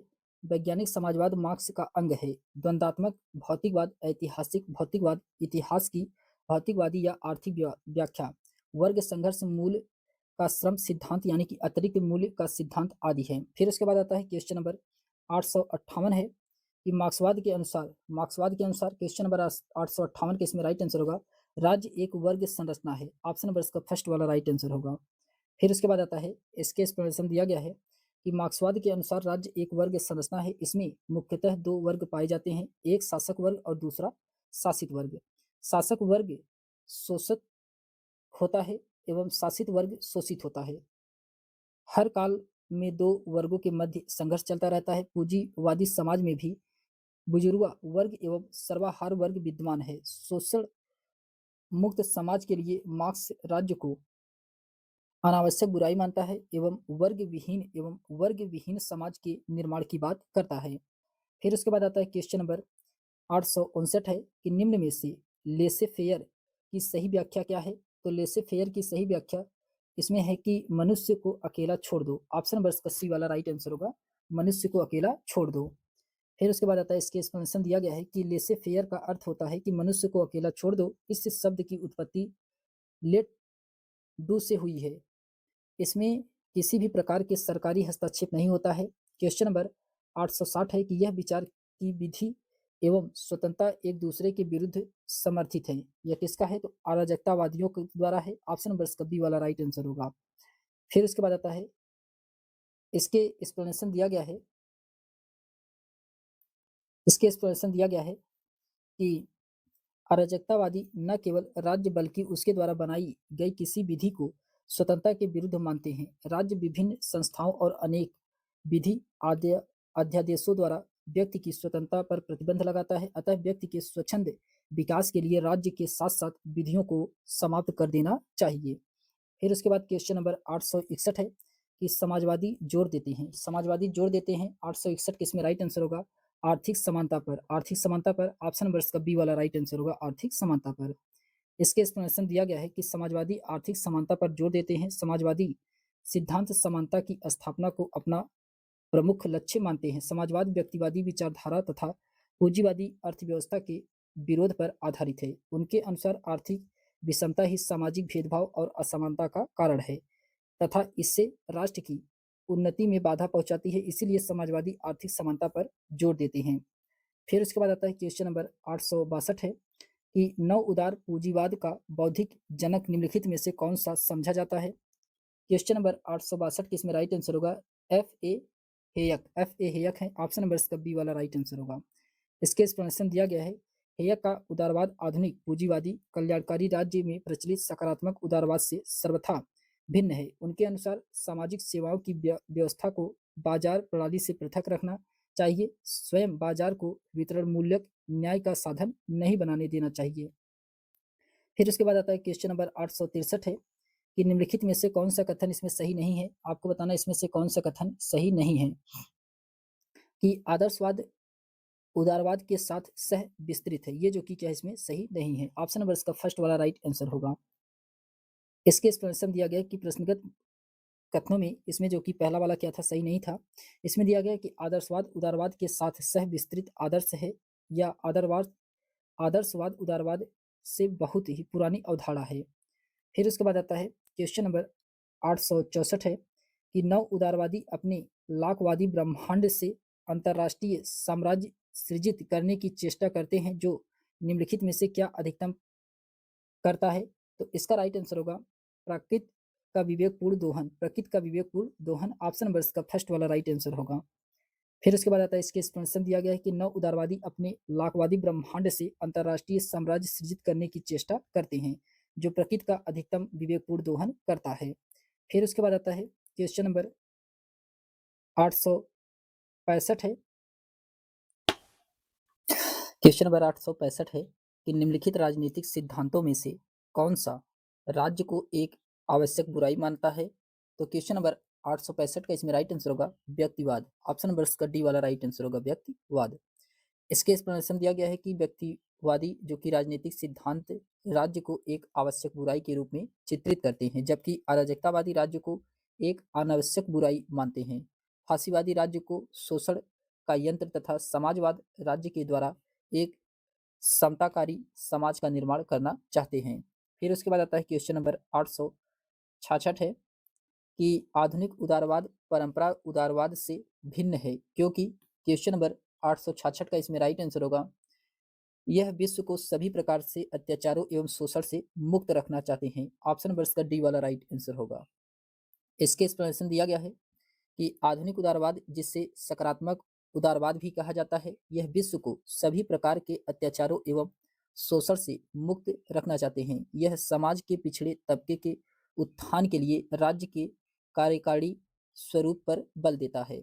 फिर उसके बाद क्वेश्चन नंबर 867 है कि राज्य का वर्ग सिद्धांत किसने प्रतिपादित किया है। तो ये किसके द्वारा प्रतिपादित किया गया है, ये मार्क्स के द्वारा प्रतिपादित किया गया है। ऑप्शन नंबर इसका फर्स्ट वाला राइट आंसर होगा मार्क्स के द्वारा प्रतिपादित किया गया है। इसके एक्सप्लेनेशन दिया गया है कि राज्य का वर्ग संघर्ष का प्रतिपादन कार्ल मार्क्स ने किया है। राज्य की उत्पत्ति का मार्क्सवादी सिद्धांत वर्ग संघर्ष की अवधारणा पर केंद्रित है। कार्ल मार्क्स के अनुसार वर्ग की उत्पत्ति संपत्ति के कारण है क्योंकि संपत्ति के कारण समाज में परस्पर दो विरोधी वर्ग का उदय हुआ है। इसमें इसमें जिसके पास संपत्ति थी वह धनवान वर्ग कहलाया और जिसके पास संपत्ति नहीं थी वह निर्धन वर्ग कहलाया। दोनों वर्गों के विरोधी हितों के कारण वर्ग संघर्ष की परिस्थितियां उत्पन्न हुई हैं। फिर उसके बाद आता है क्वेश्चन नंबर 868 है कि उदारवाद का जनक किसे कहा जाता है। तो उदारवाद का जनक ये किसे कहा जाता है, 868 का इसमें राइट आंसर होगा John Locke. John Locke option number का डी वाला राइट आंसर होगा जॉन लॉक को। इसके एक्सप्लेनेशन दिया गया है कि जॉन लॉक को व्यक्तिवाद और उदारवाद का जनक कहा जाता है क्योंकि वह मानव विवेक में आस्था रखता है। मानव को 3 प्राकृतिक अधिकार यानी कि जीवन, स्वतंत्रता और संपत्ति की सौंपता है। मानव को सद्गुण प्रणाली माना जाता है। फिर उसके बाद आता है उदारवाद व्यक्तिगत स्वतंत्रता पर आधारित विचारधारा है। उदारवाद व्यक्ति को साध्य और राज्य को साधन मानता है। फिर उसके बाद आता है क्वेश्चन नंबर 869 है कि निम्नलिखित में से किसे उदार राजनीतिक दर्शन का पिता कहा जाता है। ये किसको कहा जाता है, ये कहा जाता है लॉक को। लॉक को ऑप्शन नंबर इसका डी वाला राइट आंसर होगा, लॉक को कहा जाता है। इसके एक्सप्लेनेशन दिया गया है उदारवाद राजनीति का वह सिद्धांत है जो समानता के पतन के बाद राजनीति को बाजार अर्थव्यवस्था के अनुरूप मोड़ देने के लिए अस्तित्व में आया। शुरू में इसने व्यक्ति को राजनीति का केंद्र बिंदु मानते हुए व्यक्तिवाद को अपनाया, परंतु बाद में इसने राजनीतिक के समूहों की महत्वपूर्ण भूमिका को स्वीकार करते हुए बहुलवाद को अपना लिया। इतिहासकार प्रायः 17वीं शताब्दी के इंग्लैंड के जॉन लॉक को उदारवाद का जनक मानते हैं और वहीं की 1688 की गौरवमय क्रांति को उदारवाद की विजय के रूप में याद करते हैं। उदारवाद की संकल्पना स्वतंत्रता के विचारों के साथ निकट से जुड़ी हुई है। फिर उसके बाद क्वेश्चन नंबर 870 है कि फ्रांसीसी दलों में सबसे पुराना दल जो अब विघटित हो गया है वह कौन सा था। क्वेश्चन नंबर 870 का इसमें राइट आंसर होगा radical party. Radical party option number इसका सी वाला राइट आंसर होगा रेडिकल पार्टी। इसके एक्सप्लेनेशन दिया गया है कि the radical socialist and radical republic party जो कि French party republican radical and radical socialist एक उदारवाद और पूर्वी में सामाजिक उदारवादी फ्रांस में राजनीतिक पार्टी थी। इसके अक्सर रेडिकल पार्टी यानी कि फ्रेंच पार्टी रेडिकल के रूप में संदर्भित किया जाता है। यह फ्रांसीसी दलों में सबसे पुरानी पार्टी है जो अब विकसित हो चुकी है। इसकी स्थापना 1901 में हुई थी। क्वेश्चन नंबर 871 है कि निम्न में से कौन नव उदारवाद से संबंधित है। तो नव उदारवाद से कौन संबंधित है? ये संबंधित है F.A. हेयक संबंधित है, रॉबर्ट नॉजिक संबंधित है और मिल्टन फ्रीडमैन संबंधित है। तो इसका राइट आंसर होगा ऑप्शन नंबर इसका डी वाला राइट आंसर होगा। उपरोक्त में से सभी संबंधित हैं नव उदारवाद से। इसके एक्सप्लेनेशन दिया गया है। F.A. हेयक, मिल्टन फ्रीडमैन और रॉबर्ट नॉजिक नव उदारवादी विचारक हैं। इनकी मान्यता है कि 20वीं शताब्दी के उत्तरार्ध में उदारवादी परंपरा के कुछ विचारकों ने यह अनुभव किया कि कल्याणकारी राज्य का सिद्धांत विस्तृत कायदे कानून और अनुसूचित कर प्रणाली लागू करके व्यक्ति की स्वतंत्रता में भारी कटौती करता है। अतः उन्हें उदारवादी चिंतन में हस्तक्षेप मूलक दृष्टिकोण को वापस लेने की वकालत की है। फिर उसके बाद आता है क्वेश्चन नंबर 872 है कि निम्नलिखित में से कौन सी फासीवाद की एक विशेषता नहीं है। तो कौन सी एक फासीवाद की विशेषता नहीं है? तो व्यक्तिवाद में विश्वास ये जो कि फासीवाद की विशेषता नहीं है। ऑप्शन नंबर इसका डी वाला राइट आंसर होगा। इसके एक्सप्लेनेशन दिया गया है कि फासीवाद का जनक इटली के तानाशाह शासक मुसोलिनी को माना जाता है। फासीवाद एक ऐसी राजनीतिक विचारधारा है जो लोकतंत्र, उदारवाद, साम्यवाद और व्यक्तिवाद का विरोध करती है तथा निरंकुशवाद, तानाशाही, उग्रवाद और युद्धवाद, सर्वाधिकारवाद तथा पूंजीवाद का समर्थन करती है। एक व्यक्ति की तानाशाही में विश्वास, अंतर्राष्ट्रीयवाद का विरोध और लोकतांत्रिक संस्थान में अविश्वास, व्यक्तिवाद का विरोध आदि इसकी प्रमुख विशेषताएं होते हैं। फिर उसके बाद आता है क्वेश्चन नंबर 873 है कि निम्नलिखित में से कौन हस्तक्षेप की नीति में विश्वास करता है। ये व्यक्तिवाद विश्वास करता है हस्तक्षेप की नीति में। फिर उसके बाद आता है इसके एक्सप्लेनेशन दिया गया है कि व्यक्तिवाद हस्तक्षेप की नीति की विश्वास करता है। हर्बर्ट स्पेंसर, मिल, नॉजिक, हेयक, फ्रीडमैन आदि जो कि प्रमुख हस्तक्षेपवादी विचारक हैं। फिर उसके बाद आता है क्वेश्चन नंबर 874 है कि नीचे दिए गए कूट में से सही युग्म का चयन करना है। कौन सा इसमें सही युग्म है? तो इसमें जो सही युग्म है फासीवाद इटली मुसोलिनी का है जो कि सही है। फिर उसके बाद फासीवाद जर्मनी हिटलर का है, ये गलत है। नाजीवाद इटली मुसोलिनी का है, ये भी गलत है। नाजीवाद जर्मनी हिटलर का है, ये सही है। इसमें पहला और चौथा वाला क्या है? सही है। पहला और चौथा सही है। तो ऑप्शन नंबर इसका बी वाला राइट आंसर होगा। पहला चौथा इसमें क्या है? सही है। फासीवाद इटली मुसोलिनी का है, नाजीवाद जर्मनी हिटलर का है। फिर उसके बाद आता है क्वेश्चन नंबर 875 है कि सूची फर्स्ट को सूची सेकंड से सम्मिलित कराना है। क्वेश्चन नंबर 875 में इसमें दिया गया है अराजकतावाद ये जो कि राज्य एक बुराई है, तीसरा सही है। व्यक्तिवाद ये जो कि राज्य एक आवश्यक बुराई है, राज्य एक क्या है? आवश्यक बुराई है, चौथा सही है। आदर्शवाद ये जो कि राज्य आवश्यक है, तो दूसरा सही है। मार्क्सवाद ये जो कि राज्य विहीन और वर्ग विहीन समाज है, तो पहला सही है। तो ए का इसमें तीसरा सही है, बी का चौथा सही है, डी का दूसरा है और सॉरी ए का इसमें तीसरा सही है, बी का इसमें चौथा है, सी का इसमें दूसरा और डी का इसमें पहला वाला सही है। डी का पहला वाला सही है, तो ऑप्शन नंबर इसका सी वाला राइट आंसर होगा। ऑप्शन नंबर इसका सी वाला राइट आंसर होगा। फिर उसके बाद आता है इसके एक्सप्लेनेशन दिया गया है। अराजकतावाद जो कि राज्य एक बुराई है, व्यक्तिवाद ये राज्य का एक आवश्यक बुराई है, आदर्शवाद ये जो कि राज्य आवश्यक है, मार्क्सवाद ये जो कि राज्य विहीन वर्ग विहीन समाज है। फिर उसके बाद आता है क्वेश्चन नंबर 876 है। समाजवाद शब्द का प्रयोग सर्वप्रथम निम्नलिखित में से किसके द्वारा किया गया है? 876 का इसमें राइट आंसर होगा रॉबर्ट ओवेटन के द्वारा किया गया है। ऑप्शन नंबर का बी वाला राइट आंसर होगा। इसके एक्सप्लेनेशन दिया गया है कि समाजवाद जो कि वर्तमान समय का सबसे अधिक लोकप्रिय शब्द है, इसका सर्वप्रथम प्रयोग 1827 ईस्वी में रॉबर्ट ओवल्टन के विचारों का प्रचार करने के लिए स्थापित पत्रिका ओ नाइट कोऑपरेटिव में व्यक्तिवादी उदारवादी विचारों के विरुद्ध भाव को प्रदर्शित करने के लिए किया गया है। उसके बाद 1835 में रॉबर्ट ओवल्टन की अध्यक्षता में स्थापित सब राष्ट्रों की सब वर्गों के समुदाय ने समुदाय और समाजवादी शब्दों का प्रयोग किया है। यह शब्द मुख्यतः श्रमिक वर्गों से संबंधित है। फिर उसके बाद आता है क्वेश्चन नंबर 877 है कि समाजवाद का संबंध मुख्यतः निम्नलिखित में से किस वर्ग से है? तो ये किस वर्ग से है? 77 का इसमें राइट आंसर होगा श्रमिक से है, श्रमिक वर्ग से है। ऑप्शन नंबर इसका सी वाला राइट आंसर होगा श्रमिक वर्ग। इसके एक्सप्लेनेशन दिया गया है कि समाजवाद शब्द का सर्वप्रथम प्रयोग 1827 में सर रॉबर्टन ओवटन के द्वारा किया गया था। इस शब्द का मुख्य सरोकार समाज के कमजोर वर्गों से होता है जो उनका विकास समाज के एक सदस्य के रूप में करना चाहता है। फिर उसके बाद आता है क्वेश्चन नंबर 878 है कि समाजवाद का निम्न का प्रतिपादन करता है। तो ये कौन करता है समाजवाद का प्रतिपादन?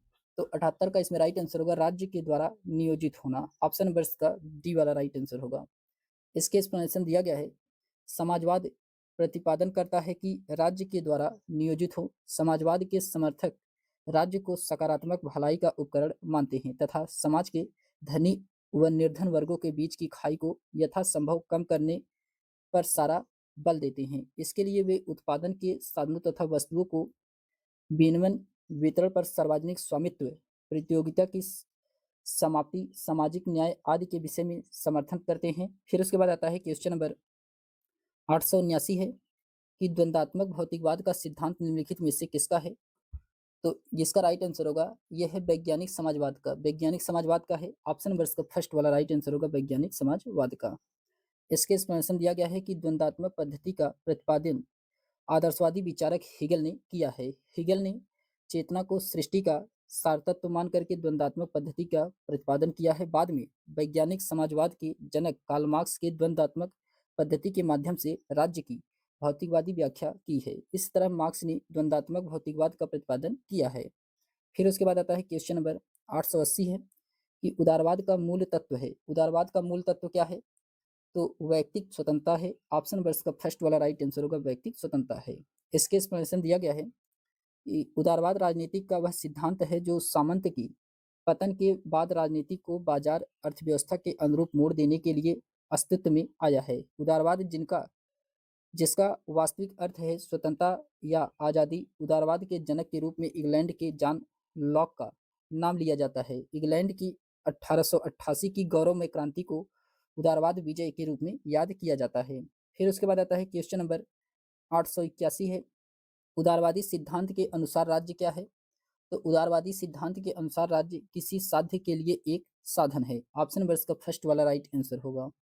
फिर उसके बाद आता है इसके एक्सप्लेनेशन दिया गया है कि उदारवादियों का मूल आधार व्यक्ति है और वे व्यक्ति को साध्य मानकर ही आगे बढ़ते हैं।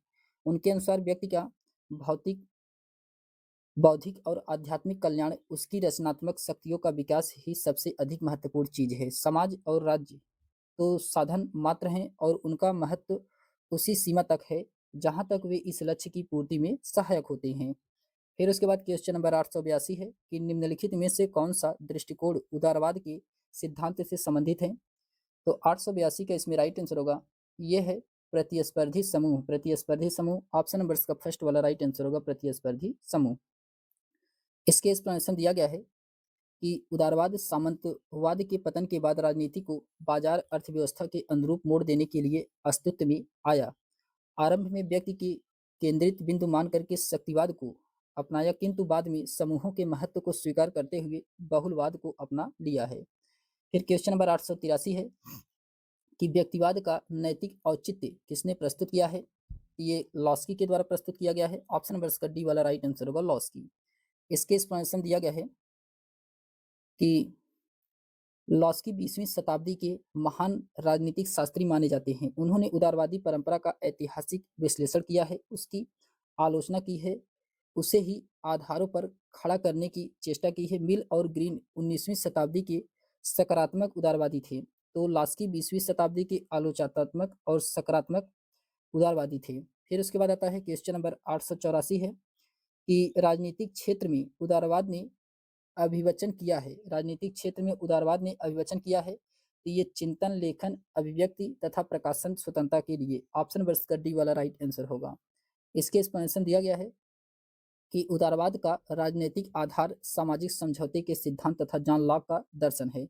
इसमें पहला है कि राज्य की उत्पत्ति अधिकारों की हिफाजत के उद्देश्य से सामाजिक समझौते के द्वारा हुई है। दूसरा है राज्य तथा व्यक्ति के संबंध का आधार आपसी समझौता है, जबकि राज्य समझौते का आवश्यक शर्तों को भंग करेगा तो उसके खिलाफ बगावत करना व्यक्ति का अधिकार नहीं बल्कि उत्तरदायित्व है। फिर उसके बाद आता है तीसरे में कहा जा रहा है कि सामाजिक नियंत्रण हुक्म चलाने के बजाय कानूनों के माध्यम से अच्छी प्रकार हो सकता है तथा कानूनों का आधार विवेक है न कि आदेश। सरकार तथा राज्य आवश्यक बुराई है तथा सरकार कम से कम शासन करे वह सर्वोत्तम है। पांचवा है कि मानव की स्वतंत्रता जीवन के हर क्षेत्र राजनीतिक, आर्थिक, सामाजिक, धार्मिक, बौद्धिक आदि में होना चाहिए। स्वतंत्रता का अर्थ तमाम सत्ताओं से मुक्त होनी चाहिए, यानी कि या तो नकारात्मक स्वतंत्र माना गया हो जो कि मात्र बंधनहीनता है। फिर उसके बाद आता है क्वेश्चन नंबर 885 है कि फेबियन समाजवाद का विश्वास है कि समाजवाद क्या है। तो 885 का इसमें राइट आंसर होगा धीमे धीमे आएगा। धीमे धीमे आएगा, ऑप्शन नंबर का सी वाला राइट आंसर होगा धीमे धीमे आएगा। फेबियन समाजवादियों की मान्यता है कि उपयुक्त क्षण के लिए धैर्यपूर्वक प्रतीक्षा करनी चाहिए, परंतु वह क्षण उपस्थित होने पर एकदम पूरे वेग के साथ प्रहार करना चाहिए, अन्यथा सारी प्रतीक्षा व्यर्थ हो जाएगी। अतः फेबियन समाजवादी का गुरुमंत्र यह था कि समाजवाद की स्थापना धीरे धीरे की जाए। इंग्लैंड के लोगों में यह विश्वास पैदा करने का श्रेय फेबियन सोसाइटी को समाजवाद शांतिपूर्वक सामाजिक पुनर्निर्माण का सही रास्ता है। यह हिंसा, विप्लव और व्यापक विनाश का रास्ता नहीं है। फिर उसके बाद आता है क्वेश्चन नंबर 886 है कि मार्क्सवाद ने पैट्रिशियन, प्लेबियन और गिल्ड मास्टर जर्मेन का उल्लेख किस संदर्भ में किया है। 886 का इसमें राइट आंसर होगा ये क्या है, वर्ग संघर्ष के संदर्भ में। वर्ग संघर्ष के संदर्भ में ऑप्शन नंबर का फर्स्ट वाला राइट आंसर होगा। इसके एक्सप्लेनेशन दिया गया है कि मार्क्स ने ऐतिहासिक परिवर्तन की प्रक्रिया में वर्ग संघर्ष की भूमिका पर विशेष बल दिया है। मार्क्स और एंगल्स का विश्वास था कि धनवान और निर्धन वर्गों के बीच का यह संघर्ष समाज के इतिहास में तभी से मौलिक महत्व है वस्तु रहा है जब से आदिम जनजाति समुदाय लुप्त हुआ है। पेट्रिशियन, प्लेबियन और गिल्ड मास्टर्ड जर्मनी में का वर्णन वर्ग संघर्ष के संबंध में किया गया है। फिर उसके बाद आता है क्वेश्चन नंबर 887 है कि मैक्स वेबर, दुर्खिम और पैरेटो को राजनीतिक शास्त्र की किस उपागम से जोड़ा जाता है। ये किस उपागम से जोड़ा जाता है, ये जोड़ा जाता है समाजशास्त्री। समाजशास्त्री ऑप्शन नंबर इसका डी वाला राइट आंसर होगा समाजशास्त्री। इसके एक्सप्लेनेशन दिया गया है राजनीतिक विज्ञान में जब से राजनीतिक व्यवहार और संस्थाओं के सामाजिक आधार में अभिरुचि पैदा हुई है तब से उसमें समाज विज्ञान की संकल्पनाओं और विधियों की प्रयोग को बढ़ावा मिला है। इसका परिणाम एक नए विषय राजनीतिक समाज विज्ञान, पॉलिटिकल साइकोलॉजी के रूप में सामने आया है। इसके प्रमुख समर्थकों में Max Weber, Robert Michels, Pareto, Emile Durkheim इत्यादि हैं। फिर उसके बाद आता है क्वेश्चन नंबर 888 है इनमें से किस विचारक को प्रायः व्यक्तिवादी विचारक अपने अनुकूल पाते हैं। तो 888 का इसमें राइट आंसर होगा डार्विन का अनुकूलतम की अतिजीविता का सिद्धांत। ऑप्शन नंबर का सी वाला राइट आंसर होगा। इसके एक्सप्लेनेशन दिया गया है कि चार्ल्स डार्विन के अनुकूलतम की अतिजीविता का सिद्धांत या जीवन संघर्ष में योगात्मक की विजय के सूत्र को आधार बनाकर के स्पेंसर इस निष्कर्ष पर पहुंचता है कि राज्य को व्यक्ति के मामले में हस्तक्षेप की नीति को अपनाना चाहिए। राज्य को दीन दुखियों की सहायता नहीं करनी चाहिए क्योंकि ऐसा करने से उनके विकास में बाधक होगा। फिर उसके बाद आता है क्वेश्चन नंबर 889 है। 889 में कहा जा रहा है कि सिंडिकेलिस्ट समाजवाद में से किस पर अधिक जोर दिया गया है। ये किस पर अधिक जोर दिया गया है, ये दिया गया है श्रमिक संघ और व्यापक हड़ताल पर। ऑप्शन नंबर इसका डी वाला राइट आंसर होगा। फिर उसके बाद आता है इसके एक्सप्लेनेशन दिया गया है कि फ्रांस में समाजवादी आंदोलन श्रमाधिपत्य या श्रम संघवाद के रूप में विकसित हुआ है। इसके अनुसार श्रम संगठन और उसके संघ भावी समाज व्यवस्था के केंद्र होंगे। समाज में क्रांतिकारी परिवर्तन लेने के लिए उत्पादन के साधनों एवं उद्योगों पर कामगारों और उनके संगठनों का नियंत्रण स्थापित करना चाहिए। इसके लिए आम हड़ताल पर श्रमिक समाजवादियों ने अधिक जोर दिया है। फिर उसके बाद आता है क्वेश्चन नंबर 890 है कि थॉमस मूर फूरियर और रॉबर्ट ओवेटन को किस विचारधारा से जोड़ा जाता है? ये किस विचारधारा से जोड़ा जाता है? ये स्वप्नशील समाजवाद, स्वप्निल समाजवाद। ऑप्शन वर्ष का बी वाला राइट आंसर होगा। इसके एक्सप्लेनेशन दिया गया है कि थॉमस मूर फूरियर और रॉबर्ट ओवेन ने जैसे विचारकों को स्वप्नशील समाजवाद के अंतर्गत रखा जाता है। मार्क्स के पूर्ववर्ती सिद्धांतकारों ने समाज की तत्कालीन दशा के उबर कर अपने मन के असंतोष को स्वप्न लोक की मधुर कल्पनाओं से बहलाने की कोशिश की थी। इन्होंने ऐसा कोई सिद्धांत नहीं दिया है जिसके आधार पर यथार्थ को धरातल पर उतारा जा सके। फिर उसके बाद आता है क्वेश्चन नंबर 891 है कि निम्नलिखित में से किसका उदारवाद से मेल नहीं है?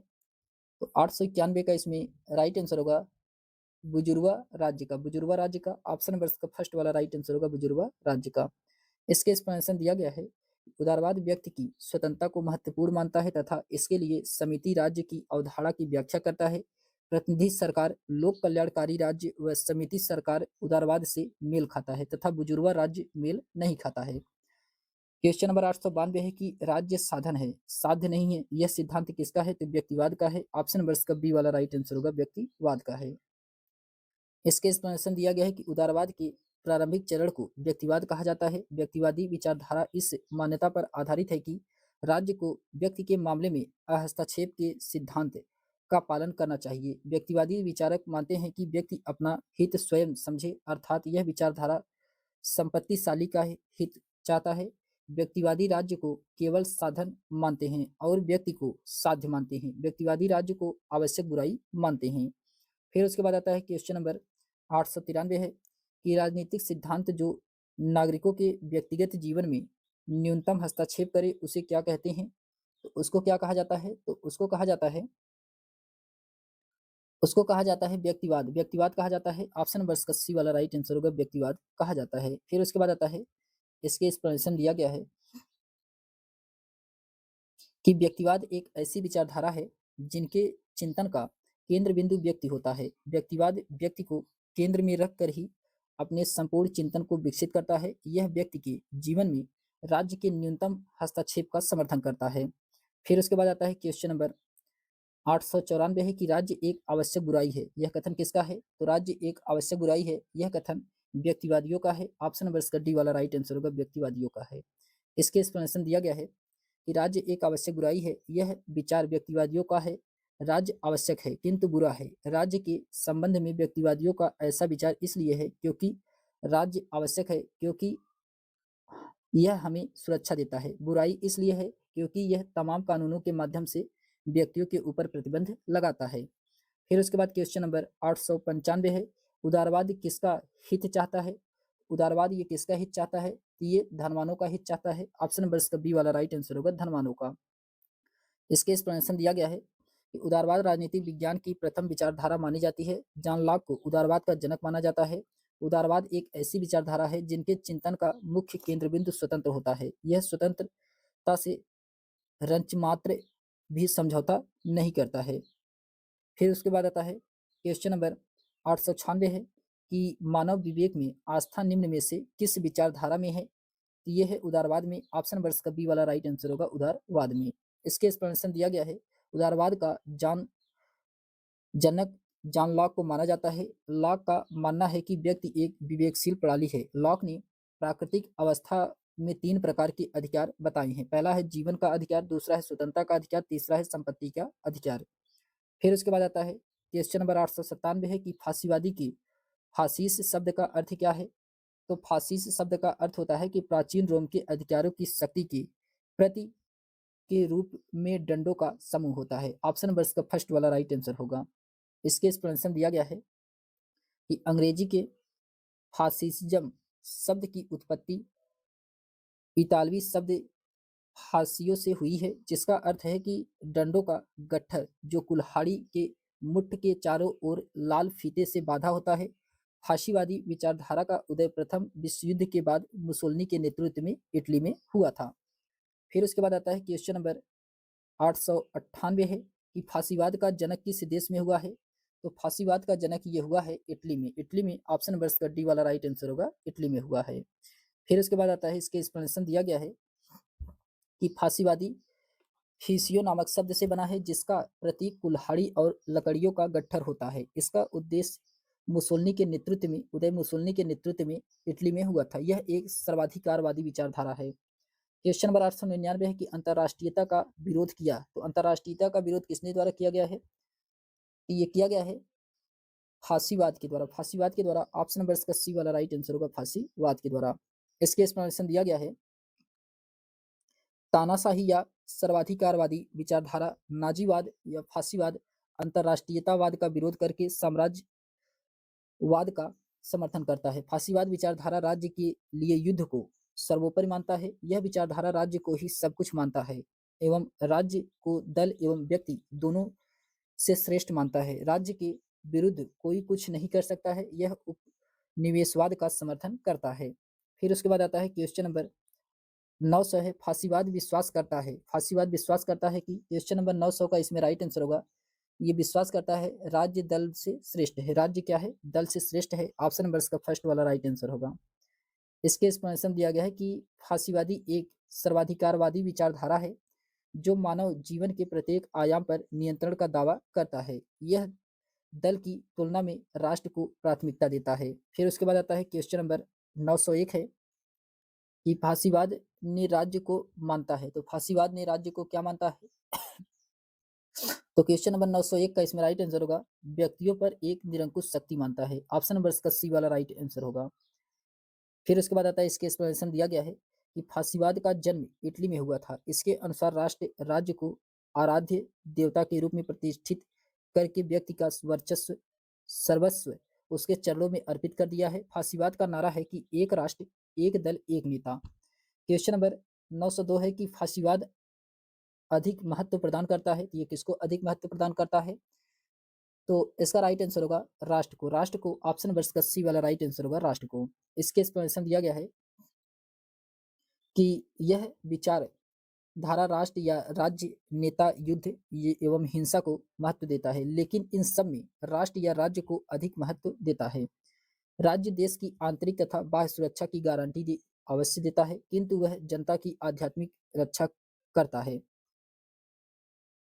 आत्मा की रक्षा करता है, जो युग युग उनकी भाषा को लेकर के लोकाचार और उसके धर्म द्वारा विकसित होती रहती है। राज्य केवल वर्तमान ही नहीं, वह अतीत और भविष्य भी है। व्यक्ति के क्षणिक जीवन को लांघ करके राज्य राष्ट्र के अंतःकरण का प्रतिनिधित्व करता है।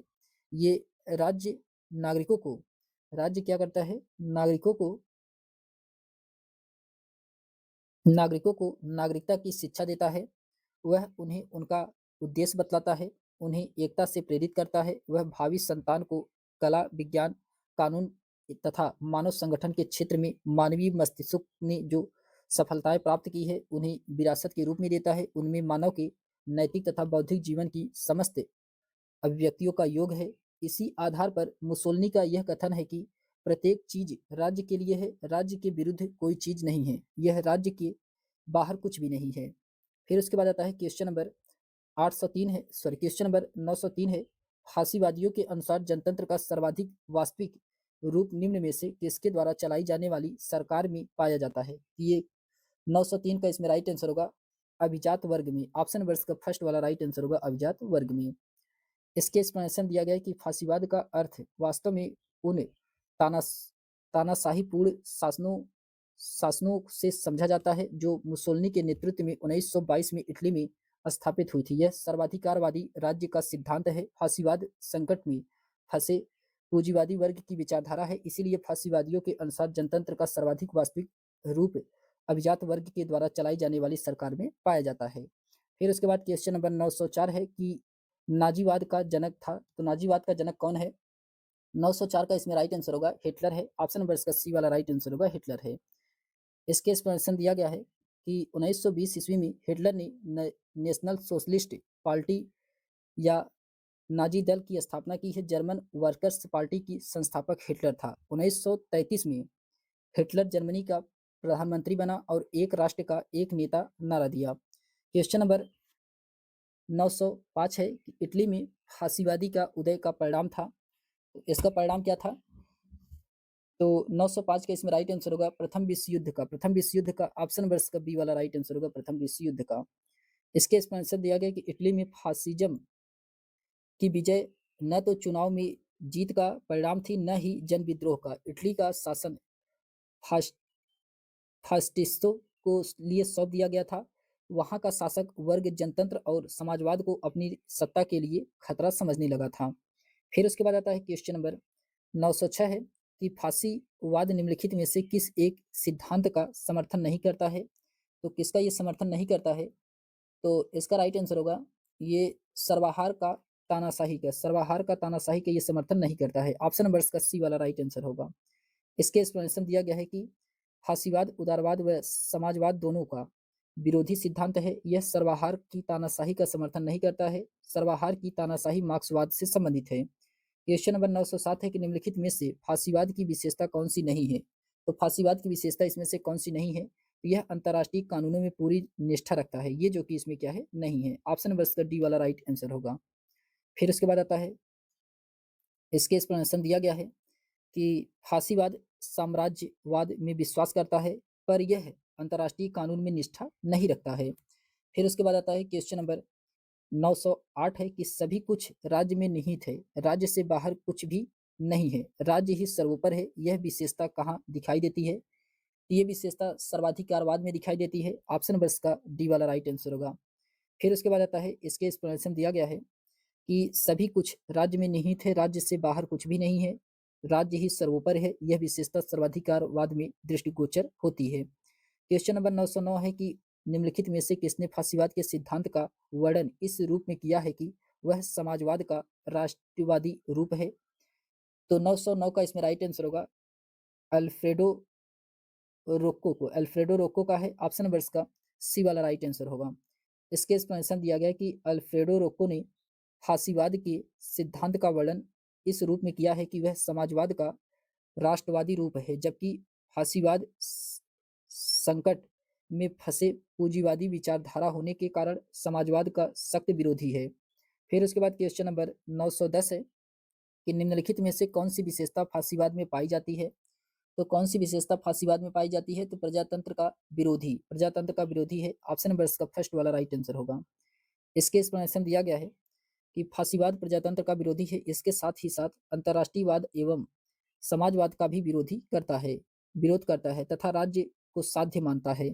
फिर उसके बाद क्वेश्चन नंबर 911 है कि राज्य के कार्यों की परंपरागत विचारधारा के अनुसार अनिवार्य तथा ऐच्छिक दो भागों में बांटा गया है, लेकिन वर्तमान समय में राज्य की अवधारणा के अनुसार अनिवार्य और ऐच्छिक का भेद समाप्त तथा समस्त कार्य अनिवार्य ही माना जा रहा है। ये किसका है? ये है लोक कल्याणकारी राज्य का है। ऑप्शन नंबर का फर्स्ट वाला राइट आंसर होगा लोक कल्याणकारी राज्य का। इसके एक्सप्लेनेशन दिया गया है कि लोक कल्याणकारी राज्य का सिद्धांत व्यक्ति और समाजवाद में समन्वय स्थापित करता है। राज्य का कर्तव्य है कि न नागरिकों के जीवन और स्वास्थ्य का ख्याल रखे। क्वेश्चन नंबर 912 है कि ऐसी शासन व्यवस्था जिसमें संपत्ति व उत्पादन के साधन पर शासन का नियंत्रण होगा, व्यक्तिवाद संपत्ति का समाप्त होगी, समाज भी शोषण से मुक्त होगा। क्या होगा कि ये जो कि समाज क्या होता है, ये शोषण से मुक्त होता है। तो इसका राइट आंसर होगा ऑप्शन नंबर का डी वाला राइट आंसर होगा समाजवाद होगा। ऑप्शन नंबर का डी वाला राइट आंसर होगा। फिर उसके बाद आता है इसके एक्सप्लेनेशन दिया गया है कि व्यक्तिवाद के विरुद्ध समाजवाद राज्य के कार्य क्षेत्र को अधिकार से अधिक विकसित करना चाहता है। समाजवाद चाहता है कि उत्पादन के समस्त साधन राज्य के हाथ में होने चाहिए, उत्पादन तथा वितरण सभी कुछ राज्य के हाथों में हो। फिर उसके बाद आता है क्वेश्चन नंबर क्वेश्चन नंबर 913 है। क्वेश्चन नंबर 913 को हम लोग नेक्स्ट वीडियो में देखेंगे क्वेश्चन नंबर 913 से। तो आज के लिए बस इतना ही, मिलते हैं हम लोग एक नेक्स्ट वीडियो में। तब तक के लिए सभी दोस्तों को बहुत बहुत धन्यवाद।